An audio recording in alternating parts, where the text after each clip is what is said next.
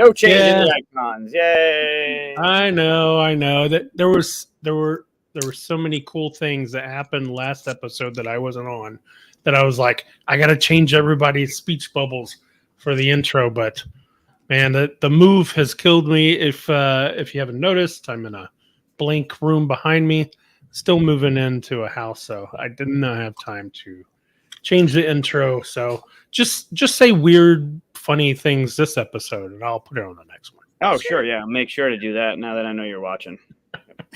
I was watching before. Like you're looking for him, I mean. Like I'm always looking for him. Yeah. I got a little notebook here and write something. Yeah.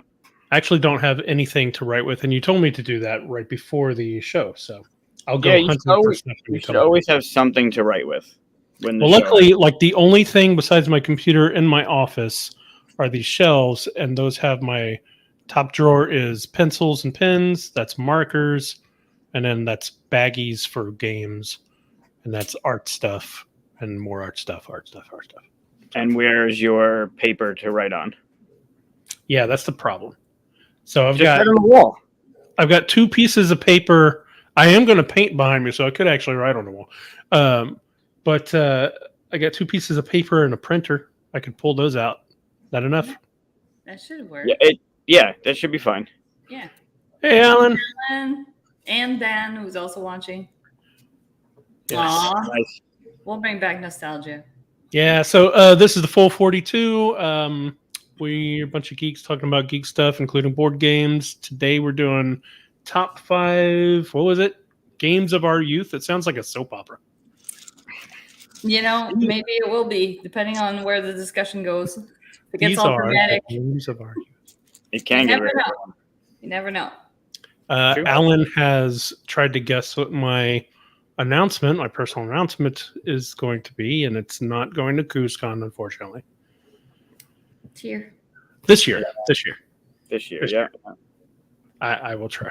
Actually, I'll go ahead and say it. So we got 8 people on, might as well, and get it out of the way. So starting tomorrow, actually, it's right off the bat, I am going to be working full-time for Cardboard Alchemy. Yay! Fans of the show should know Peter Vaughn, Brad Brooks, friends of the show and friends of ours. They've been killing it over there, and they need more help. So going over there as producer, gonna work on some fun stuff and hopefully not mess them up. Nice. Hey, Brad. Hey, Brad. Peter. Wow. And Peter. Corey. You speak their name and they pop up. Amazing. Nice. Oh, my goodness. Thank you, Corey. That's exciting. Yeah. It was pretty crazy too, because the offer was given basically, I think, like a week before moving to a house, first purchase of the house, which, talk about crazy year of changes and stuff, right? Mm-hmm. But too good to pass up. How do you pass up working with friends to make board games, right? So yeah, it's a stellar fucking publishing company too. Like the stuff that they've been doing and the stuff they have in the pipeline is going to be really amazing. Yeah, I'm waiting on my Flamecraft. I see other people getting it, so I know, same. Yeah, I'm sure it's in the mail. I just want all my plushes and pins and my components. And thank you. Yeah. Thank you, Alan. That's very exciting. Yeah. But so I'll probably be doing lots of stuff I can't talk about. But hey, awesome. Good. The kind of stuff that's good for a YouTube video, right? Well, nothing really changed, right? I mean, there's stuff that we talk about and there's stuff that we can't talk about, and that's kind of par for the course. That's true. We're full of all kinds of fun things we can't talk about. We do, however, drop some nuggets into the Discord after the show. That's true. I don't even know if I'd be able to do that, but we'll see. Well, I'll be more comfortable if Peter comes along and does it. Yeah, I was going to say you can if Peter or Brad aren't there. Right. We won't tell them. Yeah, no one knows. It's never recorded. So there you go. Yep, we have it recorded. There it is. You know what? I mean, Peter spilled the beans on stuff recently, so that I think I could do that at his last interview. So, Cool. so yeah, I can actually post this and all that stuff. It's weird to make it official. I mean, Yeah, it was sure. official whenever you sign stuff and all that, but Sure. once you start telling people, it feels more official and stuff. But yeah, I'm excited. Can't wait. Nice. Cool. Very exciting. So, do we want to jump right into or what's been going on with you guys? Anything new? Working on game design. Yeah, nothing as exciting as that. Shit. Well, yeah. Yeah. Game design, you said? Yeah, working on game design right now on something that will be announced eventually. And then, yeah, just waiting for my stuff to get out of China. That'd be great. Same old. Yeah, it's it'll happen. Anyways, It's loosening up. I just pulled all of your old magnets out of a box and stuck them to our new fridge. So that's fun. I don't know where the calendar is. It's in the box somewhere, but that's okay. There's tons of boxes. Unfortunately, I made the mistake of putting all the games in boxes that are exactly the same as other things. Oh. So it's just a constant thing of like, nope, games. Nope, games. Oh, there's socks, You didn't like take a Sharpie to the outside or put a sticker or something? Oh no. Nope. It's like Christmas constantly. Nice, that's good. Only instead of gifts, it's the things you need to live with. Yeah. Right. Yeah. Like, oh, I need to brush my teeth. Let me go through 50 boxes till I find it. That's a good question from Alan. Yes. So actually, I am. Peter's already announced it. So, I am designing other games and stuff like that.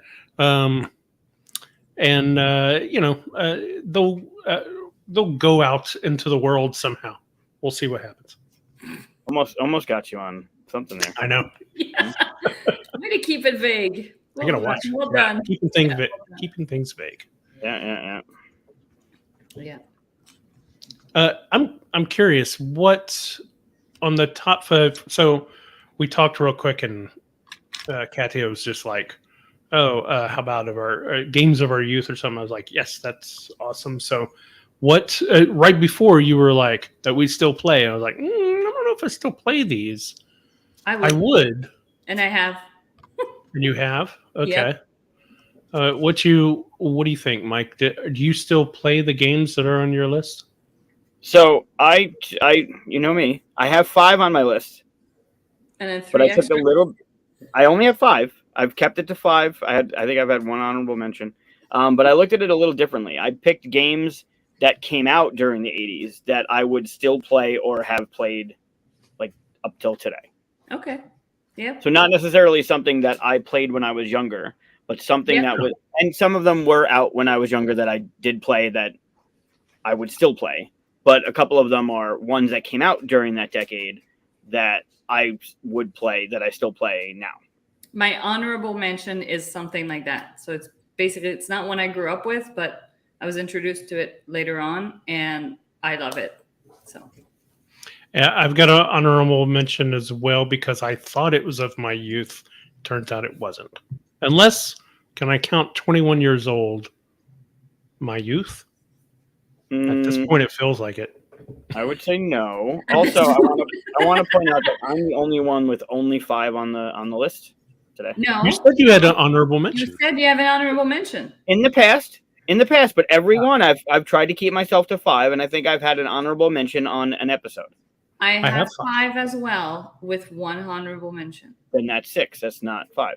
I have 5 and 1 that's not part of the list because I didn't play it in my youth, but I thought I did, so I thought I'd mention it. But you're going to talk about it, which makes it 6 games you're going to talk about. I mean, we're going to talk about games. Who knows? Once we're done with our list, Okay. Who knows what we get talked about. Okay. Just point it out. You can spin it however you want. It's I okay. always I'm sure do. you'll come up with more on the fly. You'll be like, oh, I have one. Nope. I got these 5. That's what I'm sticking to. All right. But yeah, so who wants to You want to kick get it into the top 5? Because the first thing we should probably do is the like and subscribe banner. Oh yeah. Always, Yep. always. You know, we've been gaining slowly more and more subscribers each time. It's great. I love it. Please hit the subscribe and stuff. 240. Every time we see the number goes up, it's just like a little bit of extra woohoo. Why not make us feel like woohoo? Right? With the woohoo. Even Give us if the some person woohoo. doesn't watch often and they click the subscribe, we still get that woohoo feeling. So it's all Yeah. good. All right. Yeah, let's start. Who wants to go first? You. I want to go first. You do. All right. You didn't know it, but you do. Clockwise. All right, Yeah. I will go first. Mine, I'm going to pull up this like we do. My first one is Trivial Pursuit. So my family played this a lot, like we would have our aunts and uncles and all that, and they'd get together as teams, usually men and women, but you know, sometimes it'd be different sides of the family and stuff. And they would just play this at night, and the kids would get involved anytime it was like a cartoons question and stuff. It was just like a big family thing for us. And when you said, you know, games played over your youth, that's one of the first ones that popped up into my head, just because it's like good memories of playing with the whole family. And you know, as kids, you wouldn't sit there the whole time. They'd be playing in a living room, not even at a table, right? And so we'd get up and go play, do something, and then we'd come back in and we'd hear a question and say something that, you know, is wrong probably. I think it probably had one question that I knew and nobody else did once that entire time. Something about Scooby-Doo or something, right? And I got to give it, and that was the most awesome feeling and stuff. But yeah, Trivial Pursuit. What's funny about Trivial Pursuit is that it's a Canadian game, and it's probably one of the ones I've played the least. Yeah. And this is the version we played, you know. Yeah, that's the same. I still have that copy. That old dark blue one. I think I still have. I don't know if I still have it or not. I have a few versions of it. So. Yeah, I think the most I've played of it is on the show, actually. And we don't really even play it like the full game because it's a long game, right? Well, it can be. I mean, it's roll and move. You do have choice in directions, though. True. I have another game that's roll and move with choice of directions on my list. Ooh. Interesting. So who's next? All right, I'll go. I'll say it. I'll say it flat out. It's Monopoly. Monopoly is a game of my youth that I played the crap out of. Oh, sorry, I didn't see this. Monopoly. Monopoly. I don't know why I need to pull this up. I'm going to pull up the old one for fun. Pull up the old one. Yep. They've got the new picture. Oh, even it was older than that. There was no duckies, but yeah, my sister and I played so much of that. You know, it's weird. I don't think I played Monopoly until I was adult or near adult. Oh, really? Yeah, I know that we had the board game. Like everybody has the board game. I think it comes with every house, right? It's just like in a closet somewhere, and it's beat up and all that. I probably did play when I was younger, but I don't know. I just don't have any real memories of playing it when I was young. Oh, and we played it with the whole like parking, like you stacking money on the parking spot, and it adds up and it lengthens again. Like we played it that way, but when you cashed into that spot, man, that was fun. Yeah. And I also always played with the boot because it had like that little leather strap at the end, so you could actually grab it and make it like it was. Oh, that's a good question. What's everybody's Monopoly piece that they always played with? I was the top hat. Oh, yeah, I was definitely the boot. Yeah, I didn't really have one. I think from my recollection, it was either the dog or the car. Dog's a good. Oh, I like the car a lot too. Yeah. Yeah. John was the car as well. Yeah, Corey's got the dog. Yep. Yeah. The car. Yeah. Oh, there we go. Oh, the iron. The iron. I Yeah. forgot about the island. Yeah. Oh, the battleship. Yeah, it was so thin. I remember that. It was like super thin. Battleship. Was Yeah, there a there was a ship in there. You know, I I remember should the have battleship. the pieces somewhere, but that would take too long. But yeah. So that is definitely one of mine, and it's one that I would still play if somebody wanted to play it, and yeah, I would still play it. Nice. Nostalgia. It's a powerful thing. Some people are putting up their list. I don't want to put them up just yet because they might Yeah. step on some of our list. Although that's kind of cool. Oops. Huh.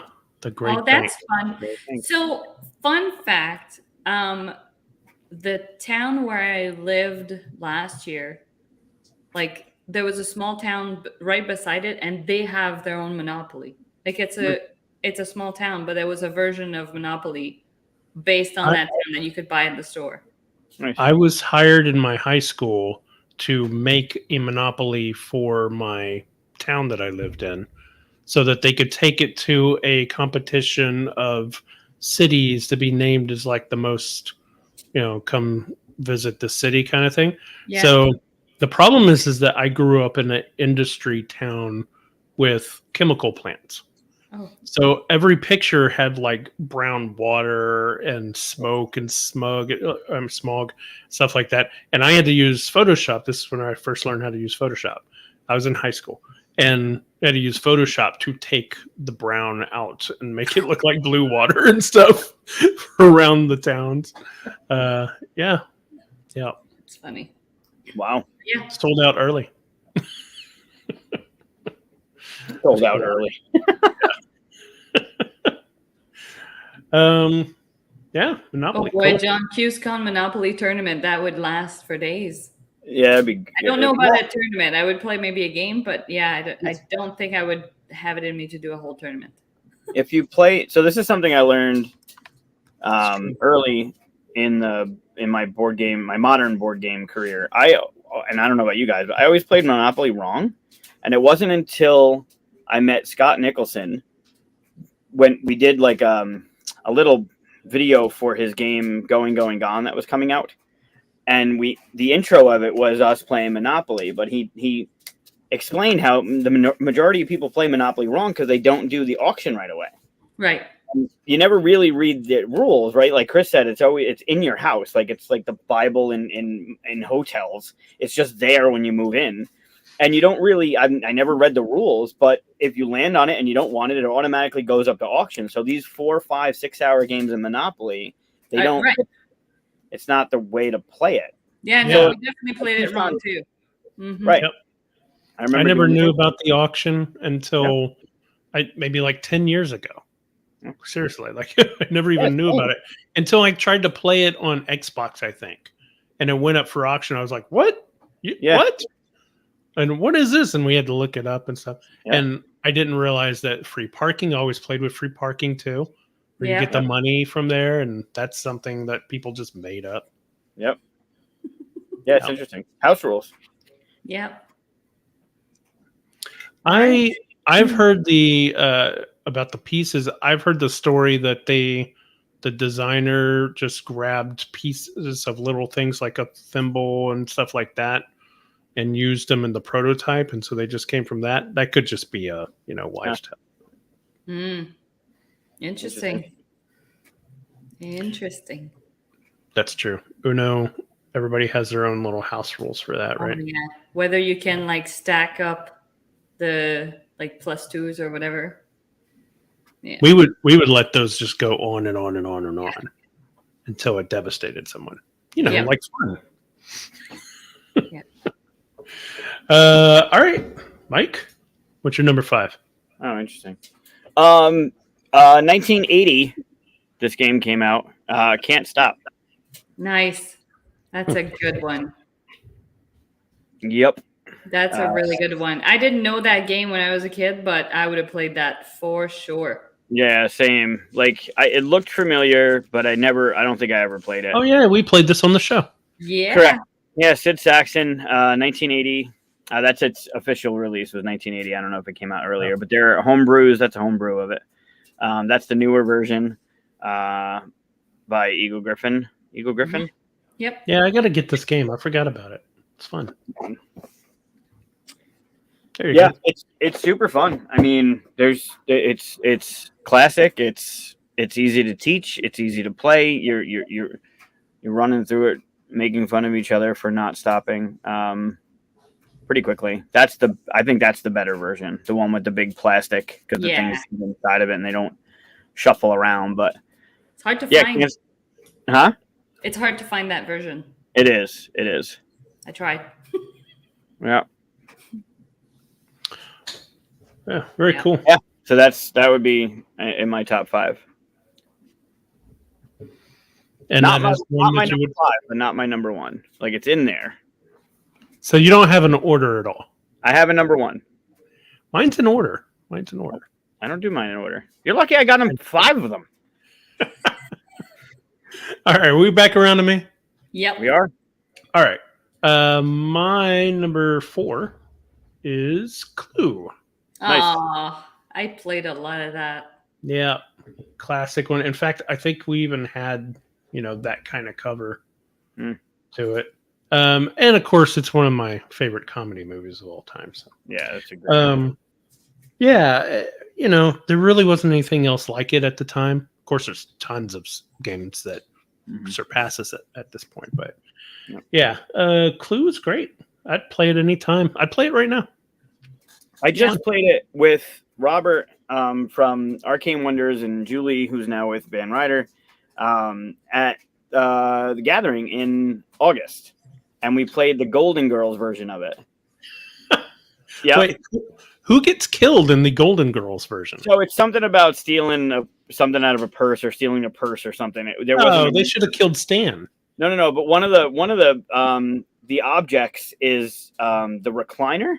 So like there was this narrative like dragging the recliner from room to room. It was pretty funny. That's pretty good. Yeah. That's funny. Yeah, they should make more themed clues. I know they have quite a bit, but they do. They have a bunch. Yeah. Oh, there's a Cluedo, otherwise known as Cluedo. I just love how, like, whenever you mention to someone, the study Colonel Mustard with the candlestick, they immediately, like, how iconic that game is for, like, those 3 hints that you have to have. Like, that's something. And just talking about it makes me want to watch the movie again too. Oh, is that what it was? Who ate the last piece of cheesecake? Oh. Yeah, I know it wasn't murder related. I thought it was something to do with her purse, with Sophia's purse, but could be wrong. That's funny. Yeah, it was good. It's probably from an actual episode. Someone eating the last piece of cheesecake. I would assume so, because in Funkoverse, Betty White's character has a cheesecake as her option, as her weapon. Really? Yeah. That's pretty funny. Oh, there's a shocker. What? Oh. Of course. Andrew only makes the good games that we play. It's amazing. Is that why you tuned in, Andrew? Just to say that? Come on now. We'll say it for you if you can't make it. Yes. Yes. That's great. Clue is a great game. That one was kind of fun to get into, like the apartment and to, I don't know. It was a different. It felt different, which was good. Very cool. Mm-hmm. All right, your number 4, Katia. Good pick. Mine would be it came out in 1988. It was Categories. Nice. I played the crap out of that. And it's funny because I don't particularly like real-time games, but that was one that I played a bunch of. There we go. Oh, yeah, I used to have this game. Yeah, you rolled this massive die that had letters on it, and then like the entire page you had to write words that started with that letter. Mm-hmm. And then you had you could be sneaky and do like 2 words. As long as they both started with that letter, both of them would count, like if they were connected.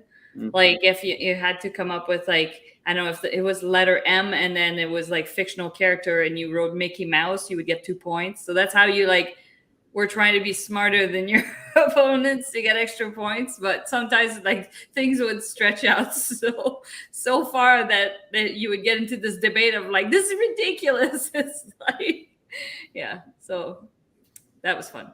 That was fun. And I still remember the sound of that timer. They're like, yeah. This categories holds up. I think it does too. Yeah, I'd play that right now.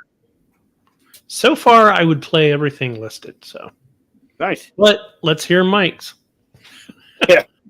Oh wow! All right. Well, that challenge. Let me throw one on there.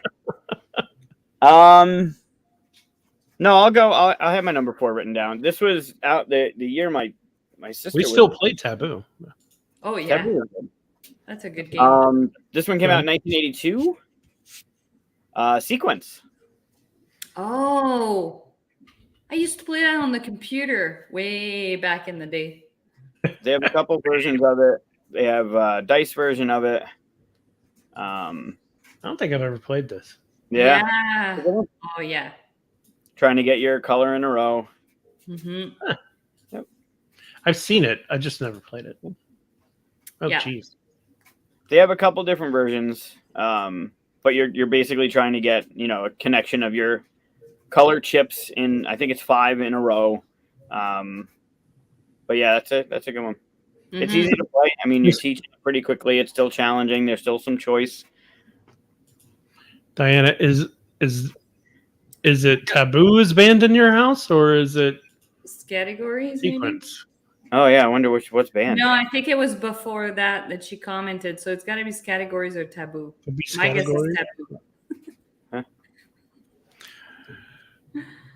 Yeah, that's a great pick.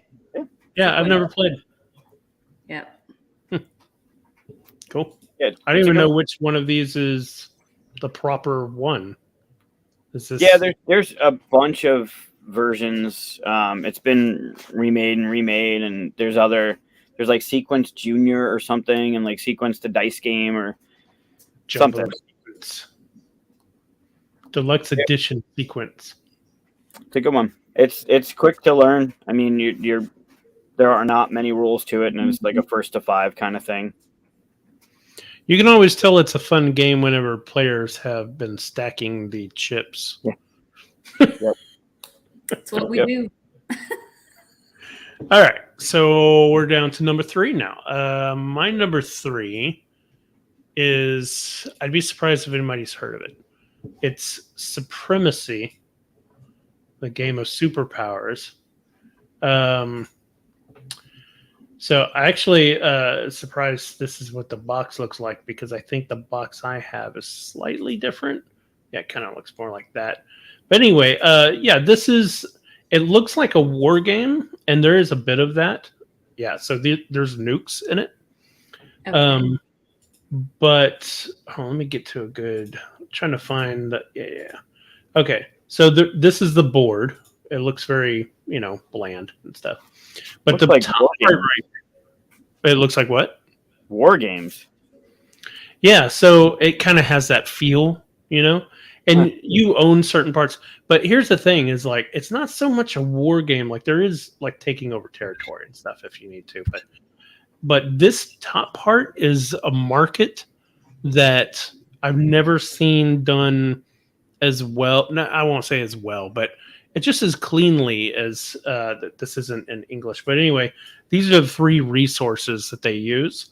And minerals, you can read that. Oil and I don't know what that one is. Cerealis? It's been a while since I played. But anyway, so what happens is like you do bidding to try to figure out which one you're going to who's going to go first, right? And then whoever gets to go first gets to decide if they're going to buy or sell and stuff like that. And you change up the market, and then everybody else going after you has to deal with the market the way it is. So if I sell a bunch of stuff, it makes everything cheaper. Mm-hmm. So if you were about to sell the same stuff, you would be screwed, right? So it's that whole bidding to get first place, second place kind of thing, kind of like Five Tribes does. Okay. So, I haven't really played another game like it before, and I haven't played it in years. But to play it again, I have it somewhere, or my brother has it. It's his games. Cool. Yeah, never heard of it. Yeah, and the nuke thing, it's funny. So you can eventually buy nukes. And if you put a nuke on someone's spot, that's it. That spot's gone. They don't benefit from that spot. Basically, the reason why these are this color, like, you get a card for each of these spots. So like Alaska has a card and it tells you like you get 2 oil and 1 green from it kind of thing. And so if I nuke Alaska, I put one of those little nuke things on it and your card goes away. You no longer have that. And that sounds super fun. If 12 nukes ever go down, everybody loses. Oh. So it becomes a very kind of real life situation where everybody's like, all right, let's not nuke each other, because that escalates really quickly and then everybody's out. And you also don't want someone who's kind of losing to get nukes. Yeah, because they could just rush endgame and screw everybody. Yeah, but you have to use the market to be able to buy those nukes and use them and stuff. So you can kind of stop people from doing it that way too. It's really interesting. So cool. I didn't think anybody had heard of that one. I never hear anybody talk about it. So no, yeah, definitely not. Yep. Yeah, my next one is Rummy Cube. Oh, that's a good one. Yeah. And I still play it. I have friends that still play it. So I will always play that. It's kind of like gin, but with tiles, really. And the beauty of the game is that you can play on what other people have already played out on the table. So you can get rid of some of your tiles by tacking onto like other people's stuff.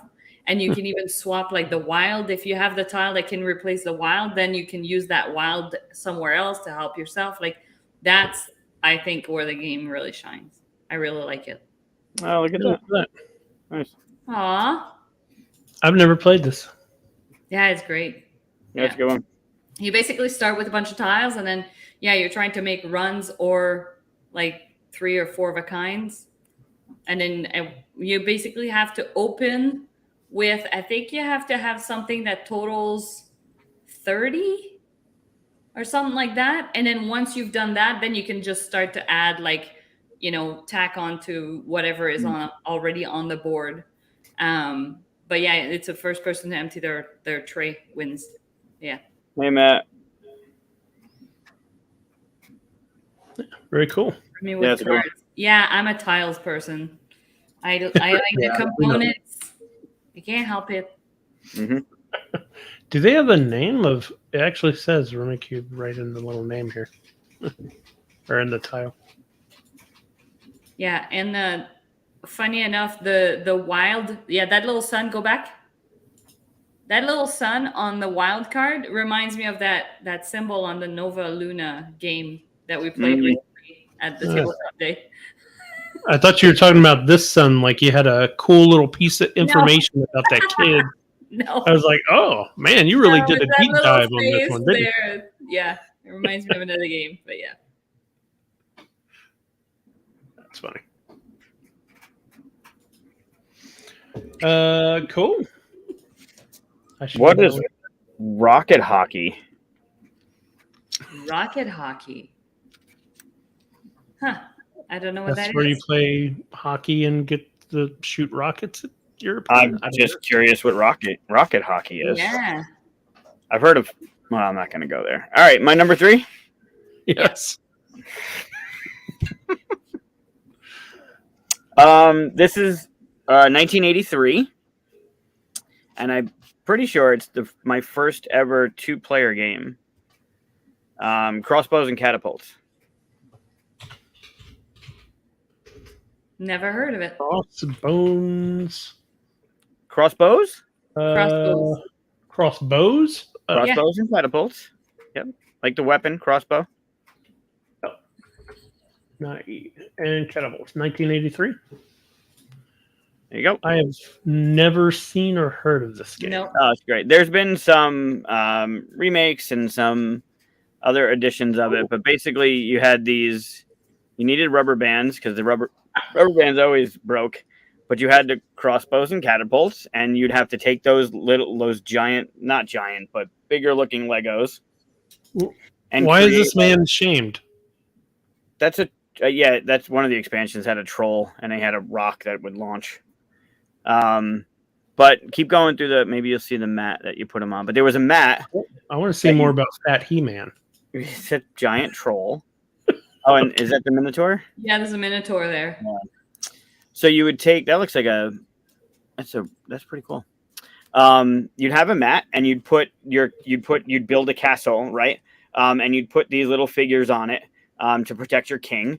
And then you'd either take your crossbow or your catapult and you'd take those little discs that were there, those red and blue discs, and shoot them at each other, trying to knock over the walls of your castle, and trying to get one of them to land on the king spot on your mat. So it reminds me of like you said, it's been remade. So I'm assuming that Catapult Kingdoms is kind of based or like inspired by that. Probably similar, yeah. But like you do that. You see how they have their castle built on the mat. You'd have to build you'd have to have your tower and your flag, and you have your castle pieces built on the island, right? It would have to be on the land, not on the water. And then you'd have a certain distance in between your mat and your other player's mat, and you'd take your crossbows or you'd take your catapults and you'd flick them across and try and get one to land on your land on the mat. It was fun. Got you. Hey, Scott. Hey, Scott. That one's number one for Tim. I'm assuming it's Tim from Board Game Rundown. Yeah. Interesting. I could see how that would be fun as a kid to just throw shit at each other. Who doesn't like that? Like, that's why Nerf. This reminds me of I used to have a toy. It's not a board game, but I used to have toys called Food Fighters, and they were like different types of food. And one of the things you could get was like an egg carton tank that had a ketchup bottle on top of it, and you could twist the little fan and then push a button, and it would shoot the fan across. And I used to just shoot everything with that until I broke it. I remember those. Yeah. Yeah, that was another one. I think it might have come later. Cool. Nice. Yeah, super fun. All right, I guess I'd play that. And you build it again, and then you play again, and whatever. Yeah. Dexterity game. Yeah. Cool. So far, I would play all 6 of the ones we've covered. There you go. I think we've done 9. Have we done 9? We just did 3. Well, no, not talking about Chris. You're right. On his list. That's true. Our 6. Well, got you. Also, yeah, thanks for saving me on that. No, I'm in on 9. Okay, so my number 2 then, right? We're back around to me. Yep. My number 2 is Axis and Allies. Oh, I've never played this. Me neither. So, thanks for the zoom in.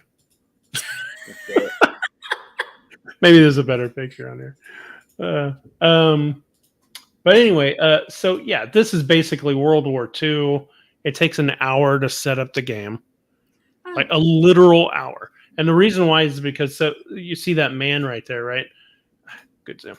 The man is on top of all those chips. Well, every single space on the board has to be populated by all the items, and all the chips under him are how many men are there. So he counts as one in all those chips. So you have this whole list of all the territories that say, okay, this part of Russia has 2 planes, 8 men. You would just be talking to each other and setting up for like an hour. I will say this. I don't know if I'd played this one again because I have the computer game. And the computer game is exactly like the board game, only it automatically starts off set up. Yeah. No setup time. So I don't think I'll ever. I still have the game. It's over there. I still have the game. The box is all beat up and stuff, but I still have the whole game and stuff. But I don't know if I'll ever break it out and play it just because I have the computer game. Yeah, that's weird. How I will say that this game taught me a lot about geography. Because it's that's the version that I have basically. Mm. It has all these little plastic pieces, little tanks, little battleships, little submarines. It was real fun to play. It had this little battle chart and stuff. It was basically a dudes on like the quintessential dudes on a map. Dudes on a map. Yep. But the styrofoam organizers. Yeah, this might be, for me at least, it was the first example of like ready-made player sets because in setup you would just grab the country that you're playing. Like this is Russia right here, so you would just grab Russia, and now here's all my pieces, kind of thing. But yeah, OG dudes on a map. Yeah. Very cool. So, nice. My next two are kind of tied. But I'll say this one comes in second place. For me, it's Scrabble. Wow. And I know Andrew would agree with me. Scrabble, I still play it to this day with my family. I grew up playing that with my mom, my grandma, my sister. Like it was just a staple in our house. There's so much strategy to it. And like I said, Andrew would agree with me on this. And he described it very well. This game is an area control game. It is. Yep. And at first look, it's like, it doesn't look like that. You just want to like put your words out and whatever. But if you want to win, you got to block. You got to you have to. Yeah, it's so good. It's so good. Words with friends rip off. Might be the other way around. Yeah, I was wondering this too. The rotating board, it was on like a Lazy Susan. You could just turn it. It's a newer edition. Yeah, I mean, we play with the old one that's like just fold out and it's almost like ripping in the middle. Okay, but the way they have the arrow makes it look like the whole thing like flips this way. No, like the board, like there's another board underneath it and it flips. Oh. Like if you look at the arrow, if you're not facing the right way, you want to be able to see everything. So then you just. Oh, okay. That's weird. Is that really needed?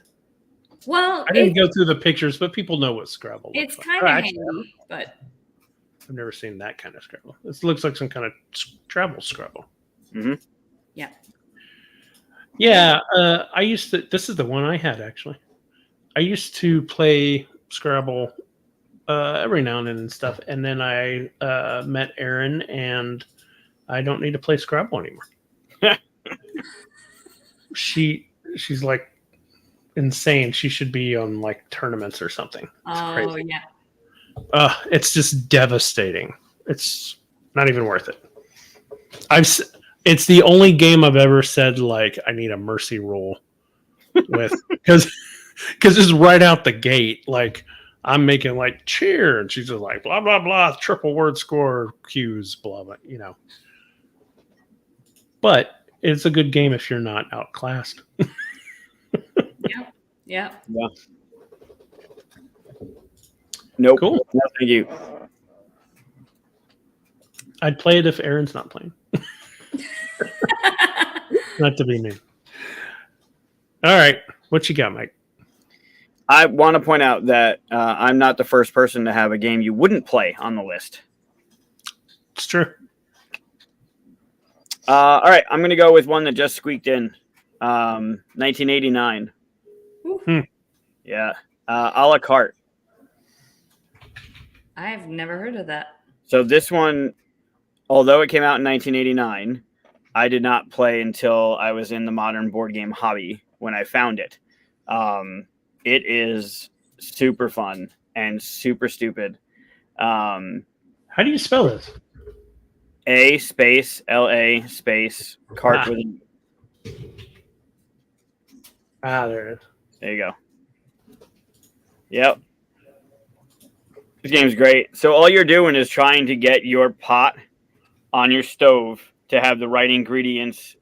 It's basically like resource management, but you have these little shakers, and in in your shaker, there's 4 different colors: red, green, yellow, and black. I think one it's like lemon, green pepper, whatever the hell they are. But in each one of them, there's salt, like clear. There's 5 clear salts. And on your turn, you get 3 actions. They came with the game comes with 3 spatulas. Every time you take an action, you pass the spatula. That's so. For instance, if you can go back to that one, that's your pot, and it comes with this. The game has these metal pots on these like 3D cardboard stoves. So that player is trying to get basically one of each ingredient: the yellow, the black, the green, and the red, to get 6 points, and they have to have their stove, the temperature of the stove, between 5 and 6. And on your turn, you get to do 3 actions, and one of your actions is to take your little shaker and shake it over your pot to get some of the ingredients out. That thing, and it's humiliating. You shake it and nothing comes out. It's friggin' great. Yeah.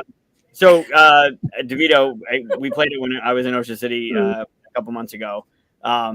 Shaking those things is an action, and you can't hover because then stuff pours out, and that's kind of like breaking the rule. You're supposed to give it a shake. But the game was super well produced. Everything in it is fantastic. Yep, and if you ever get 3 of one ingredient, you've spoiled the dish. If your temperature on your stove goes too high or is outside of the thing, you've ruined your dish. You get to roll a die, which gets you it could get you bonus actions, or it's super fun. The game, it's hard to find. I think they're republishing it or doing another edition. I haven't seen any news about it in a couple of years, but it's super great. That's cool. Yeah, I think Flight did, and I thought they were coming out. They were redoing it, or at least I had seen something about it in like TM. What is the trade game magazine? TGM, Game Trade, GTM. One of those things. But yeah, if you can get a hold of it, it's great. It's super fun. Yeah, it looks like that would be a hoot. It's just silly, yeah. And they have an expansion, like a small box expansion, and then I think BGG had the dessert. It wasn't a dessert expansion, but like a one punch thing that you could have gotten. This was years ago, maybe. But yeah, it's super fun. Yep, Fantasy Flight Games apparently did it at one point. Cool. Yeah, it was great. It's funny, two gatherings in a row, I cock-blocked Bobby into a copy. So I already had a copy, and I did the flea market, and they had a copy there, and I was just ahead of Bobby, and I grabbed that, and he's like, I was looking at that. I was like, yeah, I wanted another one for the QSCon library. And then the next gathering, there was somebody else selling one, so I grabbed it again, and Bobby's like, again? I'm like, here, Bobby, take this one. Yeah, it's fun. Cool. All right, so we're down to number 1. Mm-hmm. Yep. And not honorable mentions. All right, so I stuck to 5. So. My number 1 has got to be the game I played over and over and over and over again as a kid, Talisman. There you go. So this is the one that has the roll and move, choose which direction. Technically, it's an awful game. Yeah. But I played it again, maybe 6 months ago, and I said so, and I'll play again probably in 6 months. And it's one that we come around every year or so to play. And because while it's as far as game design, it's not a great game design. Really, you roll a die, you go someplace, you draw a random card, bad things happen to you, roll more dice.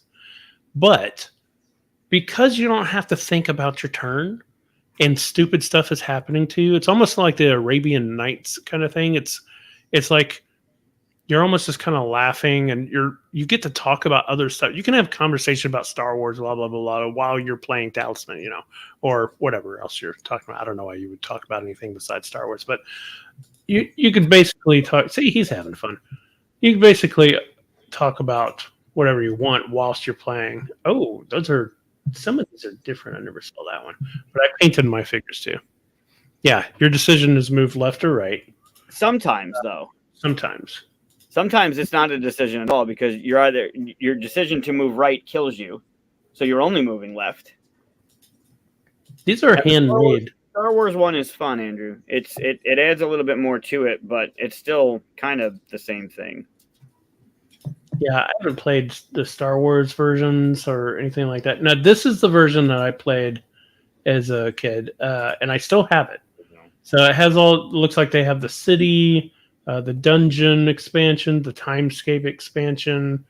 You get your player things and stuff. It basically, if you're here, you could roll a 3 and decide 1, 2, 3, draw a card, or 1, 2, 3, draw 2 cards. That kind of thing.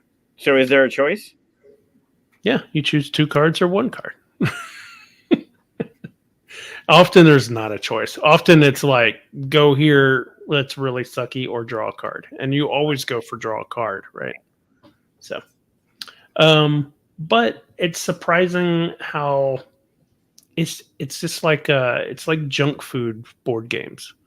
Like it doesn't task your mind at all. So you could just sit around and I would never play this at a convention with people I didn't know because I would play it with family and stuff like that, which is what I do. So, but yeah, and the new version that's out is actually even better than the older version, honestly. But yeah, Talisman. Cool. Yeah, the newer version has what, 4 big box and 4 small box, like the typical Fantasy Flight pattern. Yeah, I think so. I've combined mine, so I don't remember how many boxes. I have all of the expansions and stuff of the new one too. I just had to. It was like a obsession thing after a while. Like once you have 7 expansions and they come out with the 8th one, you just have to get it. Like you can't now not have the final expansion. Yeah. Yeah. Cool. Yeah, I've never played that. Yeah, it's not one that I say anybody needs to, but if you do want to just hang out and talk to people while rolling dice, yeah, it's fun. They also have this on the app. Look at that. What was that? They have this as an app. They do, and I tried playing it, and that really reveals how bad of a game it is because you're not playing with anybody else. Yeah. So you don't get to have the conversations, and suddenly all you're faced with is the mechanisms, and you're like, "Oh, this game sucks. I forgot." Yeah, but you can play it in like 20 minutes. Yeah, but Yeah. I know a lot of people love it, but I love it because of the people I'm playing with, though, right? Not because it's a great game. And you could argue maybe it's a great game because you get to just hang out with your friends and blah blah blah, and that's a valid argument. I think what I mean is it's not a great game design. It's a really, I would dare to say it's a great example of what board games should be, because you are inviting people to the table and enjoying your time with friends or family or that kind of thing. And this game definitely does that because there isn't a strong narrative. You're not really ingrained in like your own thing. You are, because there's really no interaction, but either you're going to sit there quiet and twiddling, I don't know. It's, you can argue that it's good in that. Oh, I mean, you could teach the game in like 2 minutes, if even that. It's so simple. You get anybody to just sit down, and all they have to do is roll dice and go, no, I don't want to fight the dragon, and run away. It's not that hard to get into it. So yeah. Brad in the comments said it well. It said, "Bring your own fun." Yeah. BYOF. It really depends on who you're playing with. Bring your own friends and bring your own fun, and then the game will be okay. Yeah, it's true. Beer and pretzels game. Yep. NATO. It's my number 1. My number 1 is a true classic because it's one of the pioneer of the roll and write. It is Yahtzee. Oh. Yeah. And I still play it and it's a game that, I grew up playing it. It's something that my mom would even play with us, so that just adds like a layer of nostalgia to it. The fact that that was one of the few games that she'd be willing to play with us. And I don't know. There's just something about racking up those chips that you showed there like a few pictures ago. Those little tokens. Once you get a Yahtzee and then a second one and a third one, you're like, oh my god, this is crazy. And that's the version I have. Yeah, the little red chips you mean, or yellow chips? The little yellow chips. That's what I have. Yep. Yeah. And that cup was so loud. Like that was just so loud. Yeah. Yeah, I played this like 3-4 weeks ago. Nice. Yeah. But I've never played it as a kid. Only as an adult. Interesting. I didn't think about it. To me, that's it does what it needs to do. However, I'm going to go on a little bit of a tangent. So I played last week with Daryl and Danielle and a bunch of them. Played a game that is reminiscent of Yahtzee, but I think was even better. So it was called Roll and Bump, and it's like impossible to find now. It's out of print, and I'm really hoping that somebody will reprint it. But basically, so everybody has their own set of dice, of 5 dice, and then in the middle you have a grid of cards. And so on the cards, it will tell you whether you need like a run of 4, a run of 5, maybe 3 of a kind, maybe you need some 6s and whatever it is.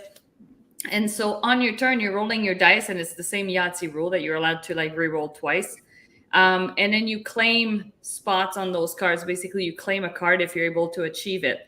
And they each have a point value. And then when you're successful, you would grab that card. But you don't get to grab the card right away. You have to wait until it comes back to your turn. So people can bump you if they've beat your run with a higher one, or if they've beat your 3 of a kind with a better one. So you have to wait until it gets back to you to actually get that card. And there's a bit of set collection as well. Like if you like end up with like more of the same colored cards, you get points that way, in addition to the points that are on the cards themselves. But that was really fun. I really enjoyed that because it added that bumping mechanism instead of just doing your own thing and have 0 player interaction. So anyways, my favorite version. Oh, sorry. No, go ahead. I'm on a little delay. I was just going to say my favorite version of Yahtzee is basically King of Tokyo. So. I've never played that. Yeah, it's basically Yahtzee with like monster powers. Oh. Yeah, it adds a little bit more than just dice rolling. It's got the cards and the energy and stuff you can play on other people's turns and a life, and you have to knock the last one standing or knock everybody's life down, or you got to get to first to 20 point, whatever it is. It's battle Yahtzee. It's kind of like what Tim was saying. I think it's Tim about Dice Throne. It was basically battle Yahtzee now. To go off what you were saying about this roll and bump, did you ever play Roll for it, Chris Leader's game? No, I don't think I have. There's cards out on the table, and they're asking for something, 2 3s and 3 2s, or 4 6s, or whatever the fuck. And on your turn, you have your dice, and you get up to 3 rolls, and you commit your dice to a certain card. If you can complete the card, you get the card. If not, your dice stay there, and then on your next turn, you can either pull your dice and then start rolling again, or leave your dice and roll and try to add to it. Oh, it's very similar then. Yeah. Very similar. Little different, because you're saying you can complete a card, but it has to stay a whole turn. That one, if you can complete a card, you get it. But if you commit dice to it, like let's say you needed, 5 5s, and you roll and you roll and you roll, and you only get 4 5s. You put all 4 5s on the card that needs the 5 5s, but then your dice stay there. So somebody can either take it and you get your dice back, or when it becomes your turn again, those dice are still there. You can either pull them if you're like, all right, I'm never going to get these, and I only have 1 die remaining, or you decide to roll and try and get the 5. So you can really shorthand yourself with dice by leaving your dice out there. It's fun. It's got good choices. Yeah, that sounds good. Yeah, it's definitely readily available. I mean, I know, but I really like the bump in. Like that was fun. Yeah. Yeah. cool. What is that? I don't know. Is it a pen? I hope so. It looks like Yeah, a it's pen. definitely a pen, and you keep everything inside the thing, and that's a pen cap, maybe? I don't know. I don't know. Oh yeah. Anyway, Yeah. So that So- was my number one. To go off of your Yahtzee, has anyone, and I just picked this up this weekend and just played it, which is ironic that you brought it up. Yam Slam? Never played it. So Never this is heard a of it. travel version. It's very tiny. Huh. But you have 5 dice, and you roll your dice trying to get your typical poker hands. A small straight, a large straight, a flush. Every even number is red. Every odd number is black on the die. So you're trying to get a flush, a large straight, a small straight, 2 pair, 3 of a kind. If you get 5 of a kind, it's called a Yam Slam, and you get to pick any chip you want and then roll again. But your objective is to get these. So like that's 2 pair is worth 5 points. And then what is that? Large straight is 50. And it goes all like the points go 5, 10, 20, 25, 30, 40, 50. And you're rolling on your turn to try and get these poker chips. There's only 4 of each kind. There's bonus points if you get 1 of each or a whole stack of one. So it's got that Yahtzee mechanism, but you're getting chips instead.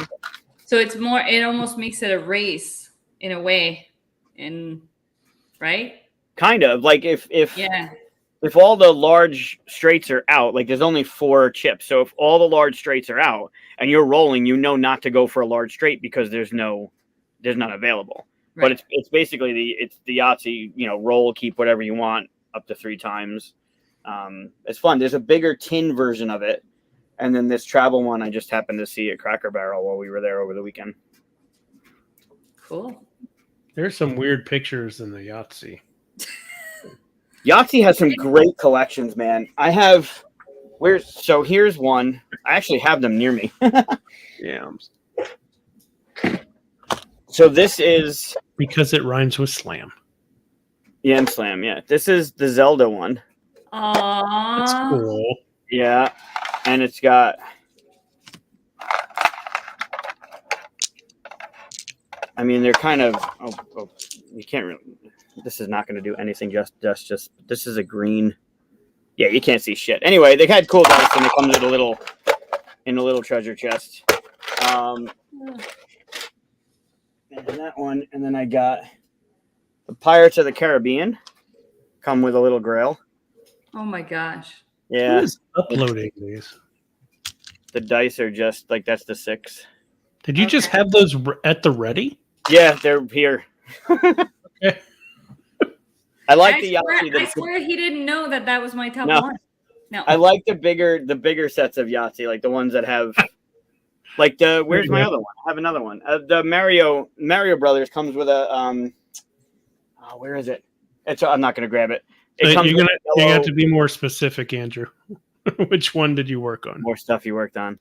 Yeah, Probably the Christmas Story Yahtzee. The Mario one comes with the yellow coin block that you hit with the question mark. Oh, fun. Yeah, so the sets they have a Firefly one that comes with the Firefly as the. Mhm. It's cool. They have really cool stuff. That's neat. Fun. Very nice. All right, so Mike, so far I would play everything on your list, but your number one. Oh, I'm hoping that your number one is the one I'm thinking of that has dinosaurs in it. That has what in it? Dinosaurs. No, Oh, because I just played that last year, so I didn't count that one. but it's old and it's awesome. It is, but I don't think it's 80s old. We weren't limiting to the 80s. We said as long as it's 80s or before. Did you Right, not but get like the memo? from our youth, though, right? Like I'm not playing games in the 60s because I'm not that old. Yeah. You'll still never ever be that old. This is true. Hold on, I'm looking up when it came out. What's your number one? Keeping us in suspense here. I am. I'm trying to find this. Straws up your dinosaur nose. game. Yeah, so this one came out in 1993. All right. Still counts as youth. No, the Dinosauria game. The one Oh. we just talked about. It came out in I 93. thought it was way older than that. Okay. Yeah, no, 93, so it wouldn't count. But Corey, I almost said this because I played a lot when I was a kid, but yeah. Chess, yeah. Chess is kind of its own category, really. So there's a new Hocus Pocus themed Yahtzee. Oh, no, don't tell him that. yeah, I gotta look for that one. All right, so this one is actually one that I mean, I guess Crossbows and Catapults was on there from my youth. Sequence was on there from my youth. A la carte and Can't Stop I've learned later in life, but are from the 80s. But this one, I remember playing with my sister constantly. I still have my original copy. It still has the clearance sticker on it for $14. And it's a super hard game to find now. They've since redone it. Restoration redid it. It lost its flair. From what I remember, it's not a very good game. It's a roll and move, but it was super fun to knock the little red marbles down and watch them go and knock over your people. Fireball Island. Well, always we talking about retro and my youth and the memories that come from playing that game with the one big board and with it's super dumb, but it was so much fun. Like getting on the bridge, damn well the bridge is going down. Using the portals from cave to cave, not portals, but from go to cave to cave. It's just a great game. I've never played it. Not the old one, not the new one either. Yeah, the new one is definitely more of a game than this one was. This was you roll, you move. You had some choice in like going either in different paths you can take, but you had some cards you can play and you can protect yourself from the fireballs and whatever. But yeah, it was super fun. I remember seeing the commercial for this, and I was like, "Oh, I gotta have that," but I never got it. And at one point, I went to like a friend's house, and he had it in pieces and missing parts and all this stuff. And he was like, "Oh yeah, we don't know where any of that." Because back in the day, you would just take your board game, done with this, and throw it in a toy box or something, and pieces fall out. And yeah, so I was like, "But I want to play." He was like, "Yeah, I don't have any of the people or whatever, So didn't get to play. So I've never played it. It definitely lands on the nostalgia factor. It's fun to a degree, but it definitely lands on the nostalgia factor for me. Sure. Fair enough. Yep. And I guess I would still play this one because I never have. So there you go, 5 for 5. And so what are the honorable mentions? I don't have any because I did 5. What do you have in your? Chris has one though, right? I do have an honorable mention. I was not in my youth, but my son was. So I was 21. He was 6. I do the math. But Pokemon Master Trainer was an awesome game. Like it had no business being as good as it was. You get to run around. If you know anything about Pokemon, they evolve into different versions, right? You'd run around, you'd capture Pokemon, you play with them, you get them to evolve and stuff. It was like a real epic adventure in a board game that had actual choices in it and stuff like that. And I wish I'd kept my copy. This is the version I think there was only one version of it. So how old is that? 1999.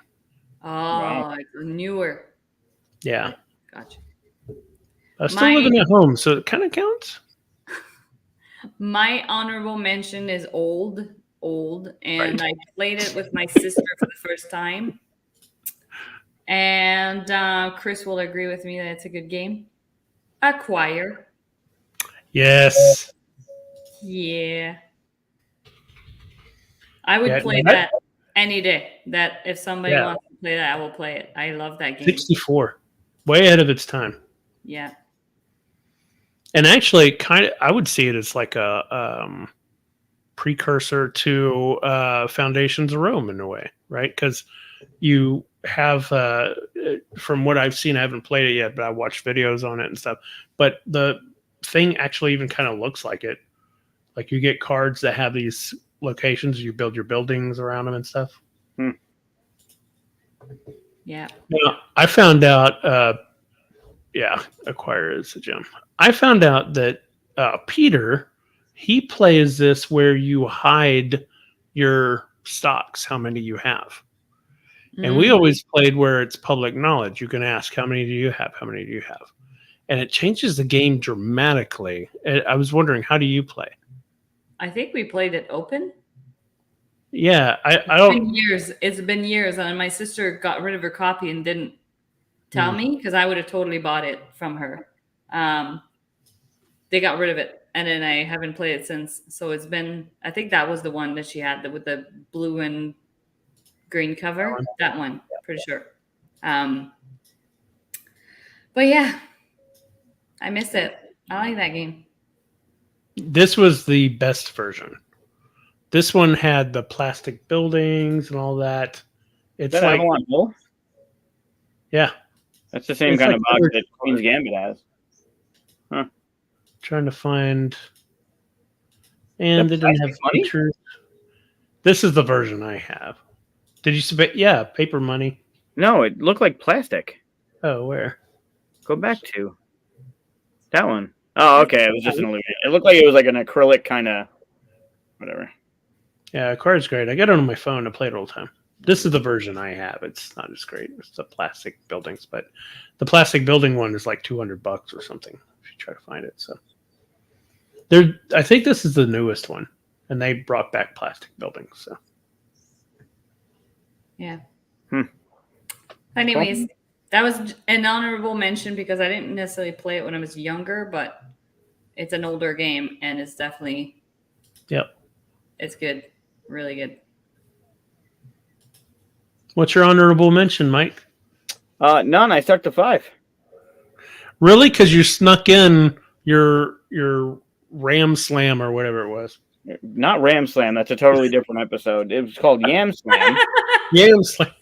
Right. It was not on my list. I was just saying I had played this game. It's new, and it was Yahtzee-ish. That was all. It was nice of you to mention it honorably.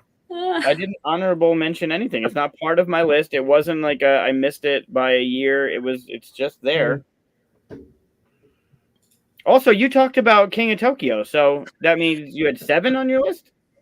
That wasn't on my list. No, but you mentioned it honorably. You brought it out. You had it written. Sure. Yeah.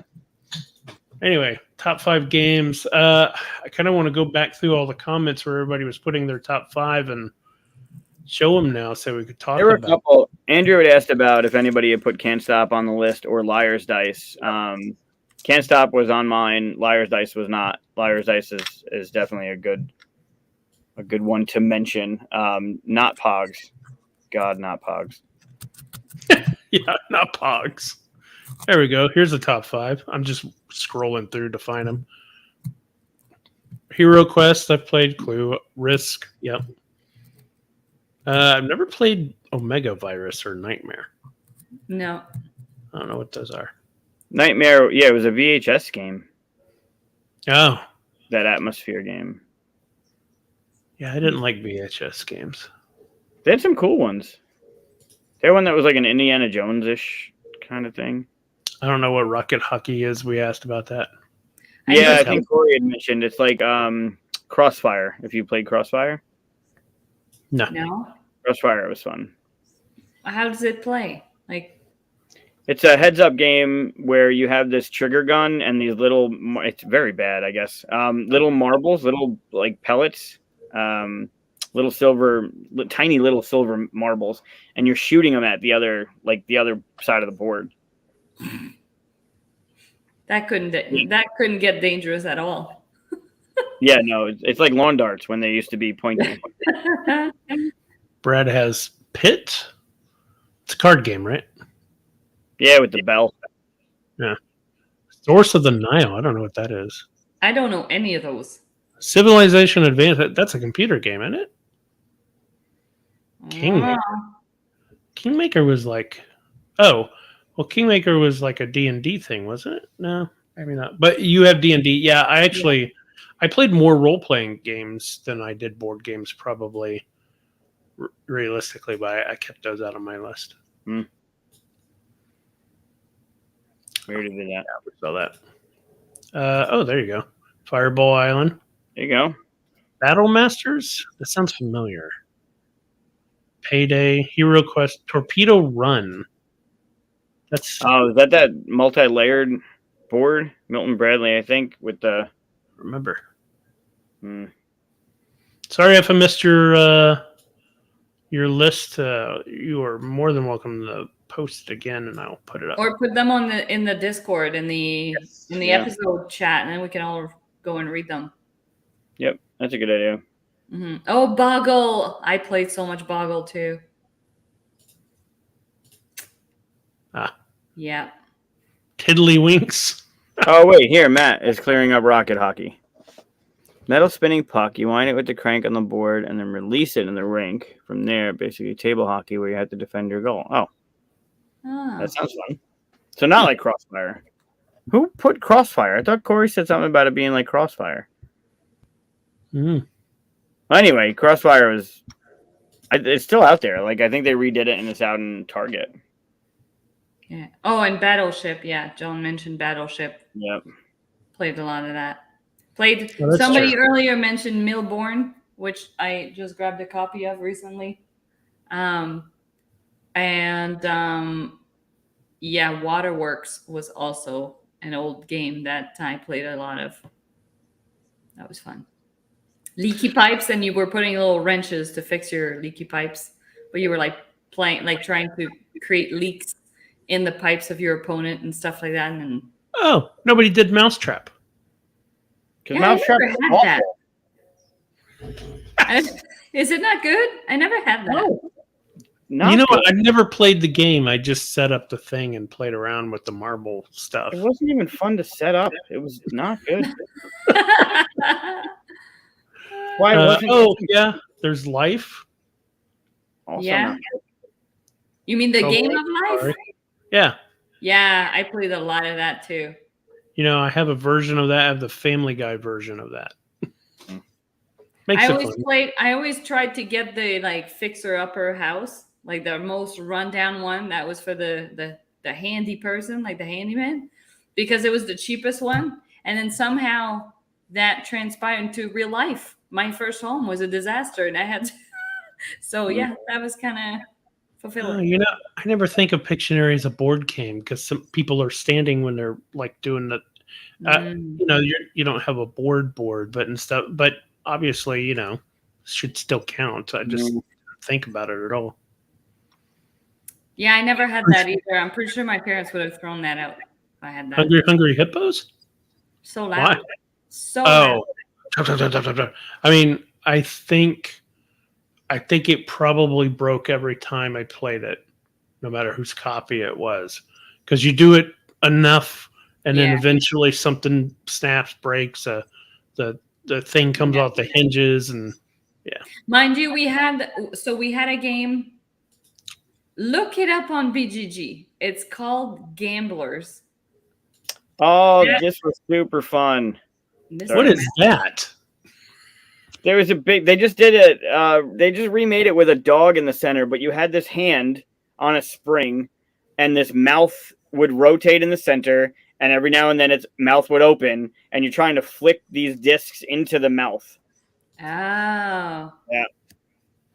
But yeah, Trivial. Chris, look up on BGG Gamblers. We had that game, and it was, I think maybe a roll and move. I don't know, but I remember there was a board and you used to go around, but there was like a Gamblers gambling. Paradise? No, it should just be Gamblers Golf? No, just Gamblers. Kingdom Out there? Death Monster Gamblers Chest Expansion. All right. That's it. I will have to put it in the Discord. But basically, it had like, at some point, you would reach a time where there was like a sweepstake, and you had this massive plastic contraption with dice in it. So you would shake it, and it was closed. So you'd shake it, and all the dice would fall into like this clear window, so you could see like which number. Pardon? Sharpshooters? No, it's called Gamblers. There's a lot of Gambler. No. Oh, maybe Gambler. Yeah, maybe. Try that. But this one's called Sharpshooters 2003's. No, it's an old game. That was a good one. Very old. There's a lot of Yeah, there's a lot of them here. I don't know. I will put it in the Discord. I'll find it and I'll put it in the Discord. But yeah.